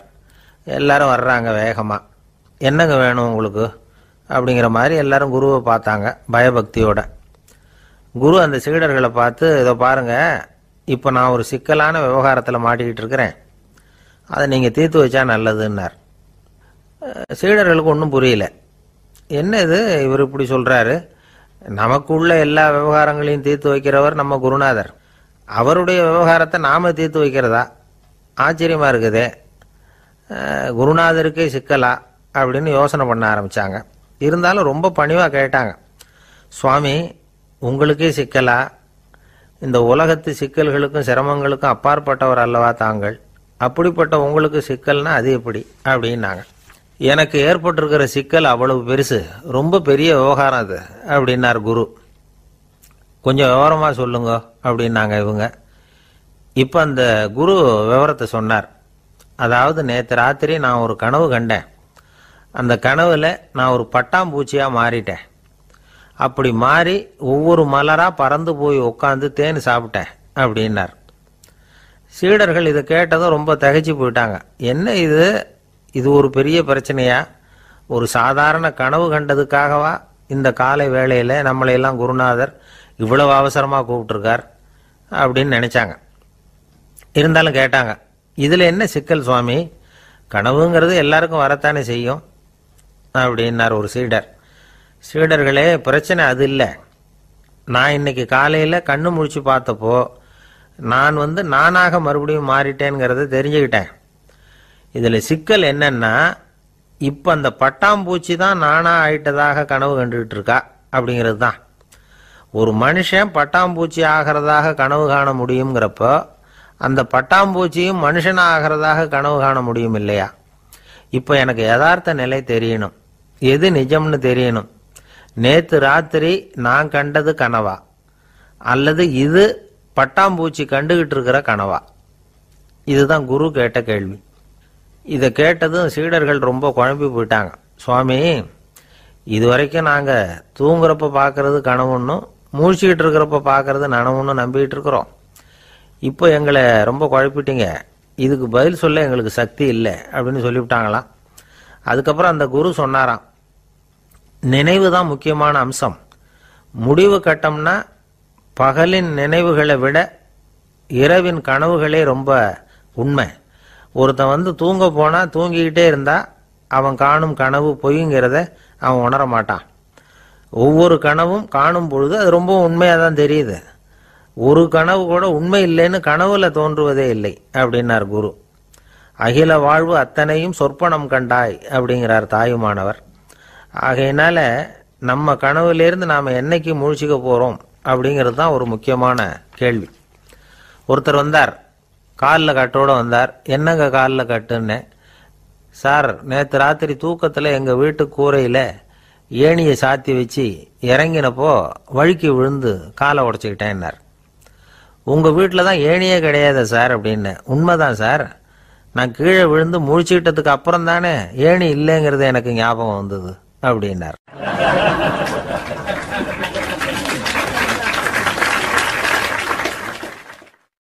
சில பேர் ஆளை பார்த்தா 60 வயசு மாதிரி தோணும். உண்மையான வயசு என்னன்னு பார்த்தா 40 அல்லது 45 சில பேரை பார்க்கறதுக்கு 45 மாதிரி தெரியும், உண்மையிலேயே 65 தாண்டி இருப்பாங்க. ஒரு மனிதனுக்கு 2 வகையான வயது உண்டுங்கிறார் ஓஷோ. அதாவது உடம்புக்குன்னு ஒரு வயசு, மனசுக்குன்னு ஒரு வயசு. முதல் உலக மகாயுத்தம் நடந்தது இல்லையா, அது முடிஞ்சதுக்கு அப்புறம் முதல் தடவையா மனிதனின் மூளை வளர்ச்சியை பற்றி மனநல வைத்தியர்கள் ஒரு கணக்கெடுப்பு சோதனை நடத்தினாங்களாம். அது வரைக்கும் மனிதனுக்கு 2 வகையான வயது உண்டுன்னு யாரும் சிந்திச்சதே இல்லையா. அந்த உலக மகா யுத்தம் முடிஞ்சதுக்கு அப்புறம் மனிதனுடைய சராசரி மனதின் வயதை கணக்கிட்டு பார்க்கும் பொழுது அவங்களுக்கெல்லாம் ரொம்ப அதிர்ச்சியாக இருந்துதான். ஏன்னா அது ரொம்ப பின்தங்கிய நிலையில் இருந்திருக்கு, வளர்ச்சி அடையாத நிலையில் இருந்திருக்கு. அவங்க கண்டுபிடிச்ச பிரகாரம் அப்போ மனசோட சராசரி வயசு என்ன தெரியுமா? 14. அப்படின்னா பார்த்துங்க, உடல் ரீதியாக ஒருத்தரோட வயசு 70 கூட இருக்கலாம், ஆனால் மனசோட வயசு 14 தான். இதுக்கு நேர்மாறாக அமைஞ்சு போச்சுன்னு வச்சுங்க. அதாவது ஒருத்தருக்கு உண்மையிலேயே 14 வயசு, அதாவது உடலோட வயசு 14, அவரோட மனசின் வயசு 70ன்னு வச்சுக்கோங்க. இப்படி அமைஞ்சுட்டுதுன்னா அவர் சீக்கிரம் ஞானத்தன்மை அடைஞ்சிருவார் அப்படின்னு அர்த்தம். இப்போ நமக்கெல்லாம் உடம்போட வயசு மனசோட வயசு ரெண்டும் ஒன்றா இருந்துட்டா அதுவே போதும், அதுவே பெரிய விஷயம். இப்போ எமர்சன் கிட்ட போய் ஒருத்தர் கேட்டாராம், உங்கள் வயசு என்ன அப்படின்னு. அவர் உடனே பதில் சொல்லியிருக்கார், 360 வருஷம் அப்படின்னாராம். கேட்டவர் குழம்பி போயிட்டார். அவர் என்ன சொல்கிறாரு, 360 வயசா? என்ன நம்ம காதில் தான் சரியாக விழலையா? எமர்சன் எப்பவும் உண்மையை பேசுகிற ஒரு சிறந்த அறிவாளி, அவர் இப்படிலாம் பொய் சொல்ல மாட்டாரே அப்படின்னு ஒரு யோசனை பண்ணிக்கிட்டே இவர் மறுபடியும் அவர் கிட்ட போனாராம். ஐயா, நீங்கள் சொன்னது சரியாக என் காதில் விழலை, அதனால் மறுபடியும் கேட்குறேன், உங்கள் வயசு என்ன அப்படின்னாராம். எமர்சன் மறுபடியும் சொல்லியிருக்கிறார், 360 வருஷம்னு. வந்தவருக்கு உண்மையிலேயே அதிர்ச்சியாக போட்டுது. அதுக்கப்புறம் மெதுவாக ஆரம்பித்தாராம், ஐயா நீங்கள் சொல்கிறத என்னால் ஏற்றுக்க முடியாது, எப்படி பார்த்தாலும் இப்போ உங்களுக்கு வயசு ஒரு 60க்கு மேலே இருக்காதுன்னு நினைக்கிறேன் அப்படின்னாராம். நீங்கள் சொல்கிறது சரிதான், அது என் உடம்போட வயசுன்னாராம் எமர்சன். அப்படின்னா ஏற்கனவே நீங்கள் சொன்னது அப்படின்னு கேட்டிருக்கார், அது என் மனசோட வயசு அப்படின்னாராம். நம்மளை பொறுத்த வரைக்கும் அறிவு தூசு படிஞ்சிருக்கு, அது மாதிரியே அன்பும் மாசுபட்டிருக்கு. இது ரெண்டையும் சுத்தம் பண்ண வேண்டியிருக்குது, அப்போ தான் நாம் சரியான வயசில் வாழ முடியும். ஒரு ஆசாமி இருக்கிறார், அவருக்கு உடம்போட வயசு அதிகம், மனசோட வயசு ரொம்ப குறைச்சல், குழந்தை மாதிரி. அவர் ஒரு ஆஸ்பத்திரியில் படுத்திருக்கிறார். நர்ஸம்மா எல்லாருக்கும் மருந்து கொடுத்துட்டு போகிறாங்க. கொஞ்ச நேரம் கழித்து திரும்பி வந்தாங்க. அப்போ இவர் அந்த அம்மாவை கூப்பிட்டு சொல்கிறார், இதை பாருங்கள் சிஸ்டர், நீங்கள் எல்லாருக்கும் சின்ன சின்ன மாத்திரையாக கொடுத்துட்டு எனக்கு மட்டும் நீளமான மாத்திரையாக கொடுத்துட்டீங்க, முழுங்கிறதுக்கு ரொம்ப கஷ்டமாக போச்சு, இனிமேல் எனக்கும் சின்ன மாத்திரையாக கொடுங்க சிஸ்டர் அப்படின்னாராம். அந்த அம்மா உடனே அதிர்ச்சியாகி தலையில் அடிச்சுக்கிட்டாங்களாம். நான் கஷ்டப்பட்டு மாத்திரையை முழுங்கினத்துக்கு நீங்கள் ஏமா தலையில் தட்டிக்கிறீங்க அப்படின்னு கேட்டிருக்காரு இவர். இதுக்கு அவங்க சொல்லியிருக்கிறாங்க, நான் உங்களுக்கு கொடுத்துட்டு போனது மாத்திரை இல்லைங்க, அது தெர்மாமீட்டர் அப்படின்னாங்களாம்.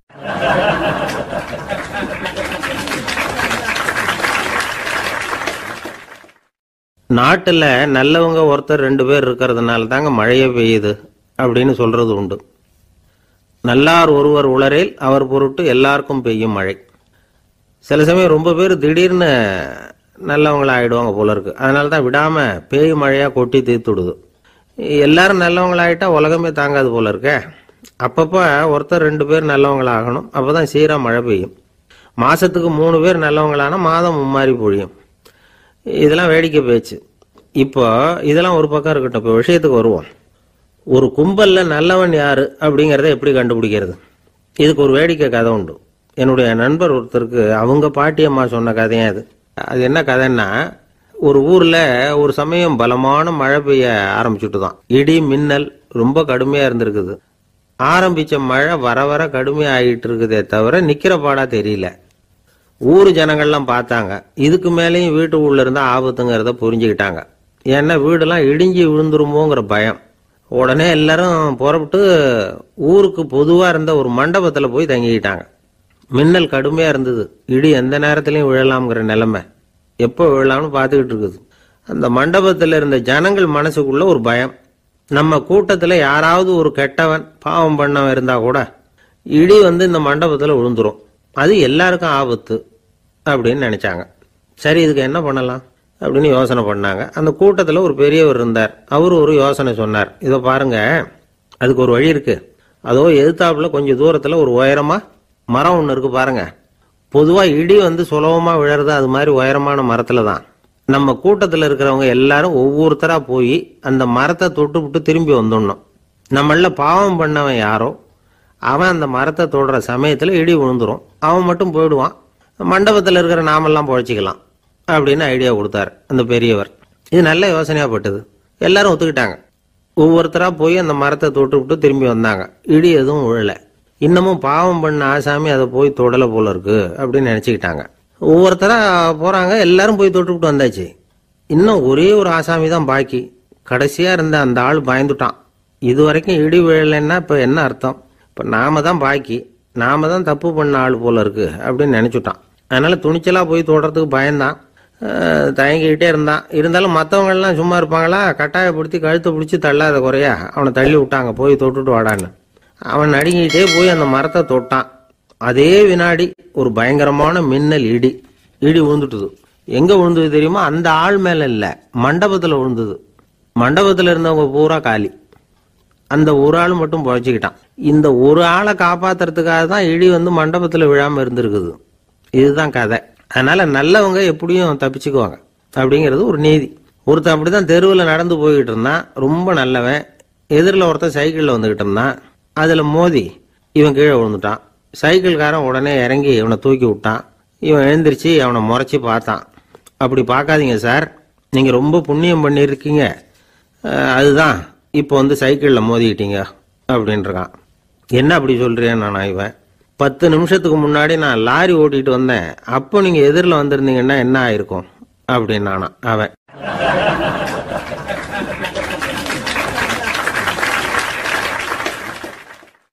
எனக்கு அதிர்ஷ்டமே இல்லை சார் அப்படின்னாரு ஒருத்தர். ஏன் அப்படி சொல்றீங்கன்னு கேட்டோம். வியாபாரம் பண்ணலாம்னு ஒரு கடை வச்சேன், வேண்டிய போட்டவங்க கூட என் கடையில் எதுவும் வாங்க மாட்டேங்கிறான், எல்லாரும் அடுத்த கடைக்கு தான் போறான் அப்படின்னு சொல்லி ரொம்ப அழுத்துக்கிட்டார். இதுக்கு போய் அதிர்ஷ்டம் இல்லைன்னு சொல்லாதீங்க, வாடிக்கையாளர்களை கவர்றது எப்படிங்கிறது உங்களுக்கு தெரியல, அதுதான் குறை அப்படின்னும்.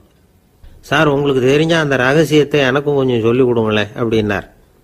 சரி உங்க காதை இப்படி கொடுங்க அப்படின்னு சொல்லி அது சம்பந்தமா பெரிய வல்லுநர்கள் சொல்லி இருக்கிற கருத்துக்களை அவர்கிட்ட சொல்ல ஆரம்பிச்சோம். அதாவது இந்த வாடிக்கையாளர்களை கவர்றதுக்கு வல்லுநர்கள் பல ஆலோசனைகளை ஏற்கனவே சொல்லி வச்சிருக்கிறாங்க. அது சம்பந்தமா அனுபவப்பட்டவங்க, அதை தெரிஞ்சு வச்சுக்கணும். அதாவது கடை வச்சிருக்கிறவங்க எல்லாரும் இதை கொஞ்சம் காதில் வாங்கி வச்சுக்கணும். எதை இப்ப சொல்ல போறத. எப்பவும் பணத்தை சம்பாதிக்கிறதுலயே குறியா இருக்கக்கூடாதான். அதை விட முக்கியமா நீங்க சம்பாதிக்க வேண்டியது வாடிக்கையாளர்களுடைய மன நிறைவு. வர்றவங்க திருப்தியோட போகணும், அது முக்கியம். அதுல கவனமா இருக்கணும். கடைக்கு வர்ற ஒருத்தர் ஏதாவது ஒரு குறை சொல்றாருன்னு வச்சுங்க, அதை அலட்சியப்படுத்தக்கூடாது. ரொம்ப அக்கறையோட அதை காது கொடுத்து கேட்கணும். அப்படியா சார், அதை நான் அவசியம் கவனிக்கிறேன் அப்படின்னு சொல்லணும். ஒருத்தர் வரார், சார் நேத்திக்கு உங்க கடையில இதை நான் வாங்கிட்டு போனேன், வீட்டில் இது வேணான்னு சொல்லிவிட்டாங்க, அது திருப்பி கொடுக்கறதுக்காக தான் வந்திருக்கிறேன் அப்படின்னு சொல்லி திருப்பி கொடுக்குறார். உடனே நீங்க முகம் சுளிக்க கூடாது, எரிச்சல் படக்கூடாது. வழக்கம் போல நிதானமா முகம் மலர்ச்சியோட அதை திருப்பி வாங்கிக்கணும். இவ்வளவு ரூபாய்க்கு சாமான் வாங்கினா இந்த ஸ்பூன் அன்பளிப்பு, இப்படி ஏதாவது கொடுக்கலாம். பண்டிகை காலங்கள்லேயும் பொருள்கள் வாங்குறவங்களுக்கு இப்படி ஏதாவது பொருத்தமா ஒரு அன்பளிப்பு கொடுக்கலாம். நீங்க கொடுக்கறது ஒரு சர்வசாதாரணமான பொருளா இருந்தா கூட அது வாங்குற ஒரு மனசுல ஒரு மகிழ்ச்சியை ஏற்படுத்தும். எதுவும் உங்களால கொடுக்க முடியலன்னா உங்க முகம் நிறைஞ்ச சிரிப்பையாவது கொடுங்க, அது போதும். உங்க கடையில் இல்லாத ஒரு பொருளை வாடிக்கையாளர் கேட்கிறார், உடனே இல்லைன்னு முகத்தில் அடிச்சது மாதிரி சொல்லிடக்கூடாது.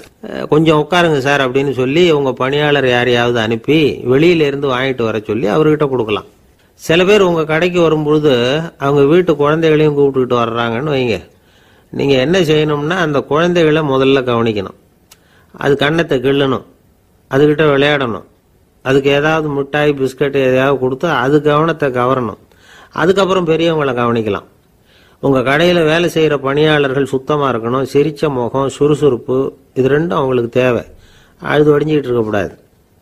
அப்புறம் இன்னொரு விஷயம், அதிகமா பொருள் வாங்குற ஒருத்தர்கிட்ட அதிக மரியாதையாகவும் குறைச்சலா பொருள் வாங்குறவர்கிட்ட வேற விதமாகவும் நடந்துக்க கூடாது. எல்லாருக்கிட்டையும் சமமா நடந்துக்கணும். 5 ரூபாய்க்கு வாங்கினாலும் சரி, 500 ரூபாய்க்கு வாங்கினாலும் சரி, அவங்க கிட்ட நீங்க காட்டுற மரியாதையில வித்தியாசம் இருக்கக்கூடாது. எல்லாத்துக்கும் மேல உங்க கடையில ஒரு பொருள் வாங்கினா அது உண்மையானதா இருக்கும், தரமுள்ளதா இருக்கும் அப்படிங்கிற நினைப்பு ஜனங்களுக்கு வரணும். அதனால தரமான பொருளையே நீங்க உங்க கடையில வச்சிருக்கணும். இது வரைக்கும் நான் சொன்னதையெல்லாம் கவனத்துல வச்சுக்கிட்டு நீங்க கடையை ஆரம்பிச்சீங்கன்னா வியாபாரம் பிச்சுக்கிட்டு போகும். அப்படி போகலன்னா அதுக்கப்புறம் கேளுங்க. ஏன்னா இந்த யோசனைகள்லாம் அனுபவப்பட்டவங்க சொல்லியிருக்கிற யோசனைகள். இந்த யோசனைகள்ல நீங்க எச்சரிக்கையா இருக்க வேண்டிய ஒரு விஷயம் உண்டு. அது என்னங்கிறதையும் தெரிஞ்சு வச்சுக்கிறது நல்லது. என்னுடைய நண்பர் ஒருத்தர் வந்தார். சார், உங்கள் யோசனையை கேட்டதுனால நான் ஒரு அறை வாங்கினது தான் மிச்சம்னார். என்ன ஆச்சுன்னு கேட்டேன்.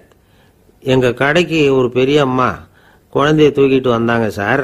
உங்கள் யோசனைப்படி அந்த குழந்தையோட கன்னத்தை கிள்ளணும்னு முயற்சி பண்ணினேன். திடீர்னு அந்த நேரம் பார்த்து அந்த குழந்தை தலையை குனிஞ்சிக்கிட்டுது. என் கை குழந்தையோட கன்னத்துக்கு பதிலாக அது தூக்கிட்டு வந்தவங்க கன்னத்தை கிள்ளி விட்டுது. அதுதான் அப்படி ஆயிட்டுது அப்படின்னார், கன்னத்தை தடவிக்கிட்டே.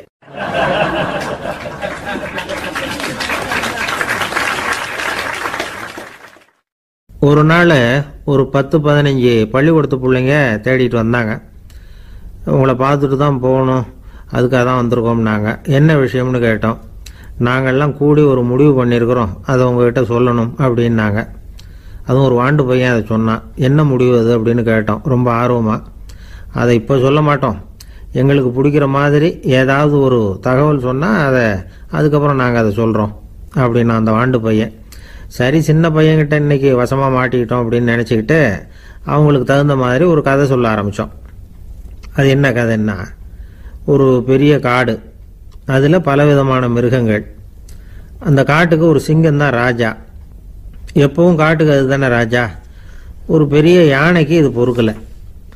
என்ன இது, எப்போ பார்த்தாலும் இங்கே சிங்கத்துக்கே ராஜா பதவி கிடைக்குது, நான்லாம் எவ்வளவு பலசாலியாக இருக்கிறேன், அப்படி இருந்தும் எனக்கு அந்த பதவி கிடைக்கலையே அப்படின்னு தனக்குள்ளே பொறுமிக்கிட்டே இருந்தது. ராஜா பதவியை நினச்சி ரொம்ப ஏக்கம், அதுக்கு பதவி மோகம். இந்த சமயம் பார்த்து ஒரு குள்ள நரி கூட்டம் அதை தேடிட்டு வந்தது. ஐயா பெரியவங்களே, நீங்கள் இந்த காட்டுக்கு ராஜாவாக இருக்க ஆசைப்படுறீங்க, அதில் ஒன்றும் தப்பு இல்லை. ஆனால் அதுக்கு முன்னாடி நீங்கள் எங்கள் கூட்டத்துக்கு கொஞ்ச நாள் தலைவராக இருங்க, அதாவது ராஜாவாக இருங்களேன், உங்களுக்கும் ஒரு ட்ரைனிங் கிடைச்சது மாதிரி இருக்கும் அப்படின்னு சொல்லியிருக்குது இந்த கூட்டம், குள்ள நரி கூட்டம். இதை கேட்ட உடனே யானைக்கு ரொம்ப சந்தோஷம் தாங்கலை. அதுதான் எப்போன்னு பதவிக்காக காத்துக்கிட்டு இருக்குதே. இருந்தாலும் கொஞ்சம் பிகுவோட, சரி நீங்கள்லாம் இவ்வளோ தூரம் என்னை தேடிட்டு வந்து கேட்கறதுனால மறுக்க முடியல அப்படின்னு ரொம்ப ஏதோ அவளுக்கு சிரமப்பட்டு ஒத்துக்கிறது மாதிரி ஒத்துக்கிட்டது. ஏதோ உங்கள் ஆசைக்கு கட்டுப்படுறேன், கொஞ்ச நாள் உங்கள் கூட்டத்துக்கு ராஜாவாக இருக்கிறதுக்கு சம்மதிக்கிறேன் அப்படின்னுது. உடனே அந்த யானை ராஜ நட போட ஆரம்பிச்சிட்டுது. யானை சாதாரணமாக நடந்தாவே எப்படி இருக்குங்கிறது நமக்கு தெரியும். அதுவே ராஜ நடந்தால் எப்படி இருக்கும் கற்பனை பண்ணி பாருங்கள். யானை முன்னாடி கம்பீரமாக போய்கிட்டு இருக்குது, தலைவர் இல்லையா, அதனால் குள்ள நரிகள்லாம் ரொம்ப அடக்கமாக அது பின்னாடி அணிவகுத்து போயிட்டு இருக்குது. ராஜா வாழ்க, மன்னர் வாழ்க அப்படின்னு கோஷம் வேற. யானைக்கு தலைகால் புரியல, அவ்வளவு சந்தோஷம். அந்த யானைக்கு செருக்கு, ஆணவம் எல்லாம் ஏற்பட்டு போச்சு. அதுக்கப்புறம் அது தரையை பார்க்குமா, நிமிர்ந்து நடக்க ஆரம்பிச்சுட்டுது. தரையை பார்க்குறதே இல்லை. அப்படி போயிட்டு இருக்கிறப்போ ஒரு சதுப்பு நிலத்தில் திடீர்னு காலை வச்சுட்டுது. அவ்வளோதான், கால் உள்ளே போட்டுது. இன்னொரு காலை எடுத்து வச்சுது, அதுவும் உள்ளே போட்டுது. அந்த 2 காலையும் எடுக்கிறதுக்காக அடுத்த 2 காலையும் அழுத்திச்சு, அதுவும் உள்ளே போக ஆரம்பிச்சுட்டுது. இப்போ 4 காலம் வசமாக சேத்துல அழுந்தி போச்சு, எடுக்க முடியல. குள்ள நரிகள்லாம் அதை சுற்றி சுற்றி வந்தது. சிலது சுற்றி நின்று டான்ஸ் ஆட ஆரம்பிச்சுட்டுது யானையை பார்த்துட்டு. இதை யானை பார்த்தது. என்ன இது, தலைவர் நான் தவிச்சுக்கிட்டு இருக்கிறேன், தொண்டர்கள்லாம் சுற்றி நின்று வேடிக்கை பார்த்துக்கிட்டு இருக்கிறீங்க, டான்ஸ் ஆடுறீங்க அப்படின்னு கேட்டுதான். தொண்டர்களே, தலைவர் நான் தவிச்சுக்கிட்டு இருக்கிறது உங்களுக்கு தெரியலையா? இப்போ உடனே உங்கள் தலைவரை காப்பாற்ற வேண்டியது உங்கள் கடமை இல்லையா அப்படின்னு கத்துச்சான் அந்த யானை. குள்ள நரிகளில் ஒன்று முன்னாடி நின்று அந்த யானையை பார்த்து தான், தலைவரே எங்களுக்கு ரொம்ப நாளாக ஒரு ஆசை, அந்த ஆசையை நிறைவேற்றிக்கிறதுக்காகத்தான் உங்களை எங்கள் தலைவராக ஏற்றுக்கிறோம்னு சொன்னோம் அப்படின்னு தான். என்ன ஆசைன்னு கேட்டிருக்கு யானை. யானை கறி சாப்பிட்டு பார்க்கணுங்கிறது எங்களுக்கு ரொம்ப நாளாக ஆசை, அது இன்னைக்கு தான் நிறைவேற போகுது அப்படின்னு தான் அந்த நரி. இதை கேட்ட உடனே அந்த யானை அப்படியே மூர்ச்சி ஆகிட்டு தான். நரிகள்லாம் அது மேலே ஏறி குதற ஆரம்பிச்சுட்டு தான். பதவி மேலே இருந்த பேராசை அந்த பலசாலியான யானையையே மாட்டி விட்டுட்டுது பார்த்தீங்களா அப்படின்னு சொல்லி முடித்தோம் இந்த கதையை அந்த சின்ன பிள்ளைங்க கிட்ட.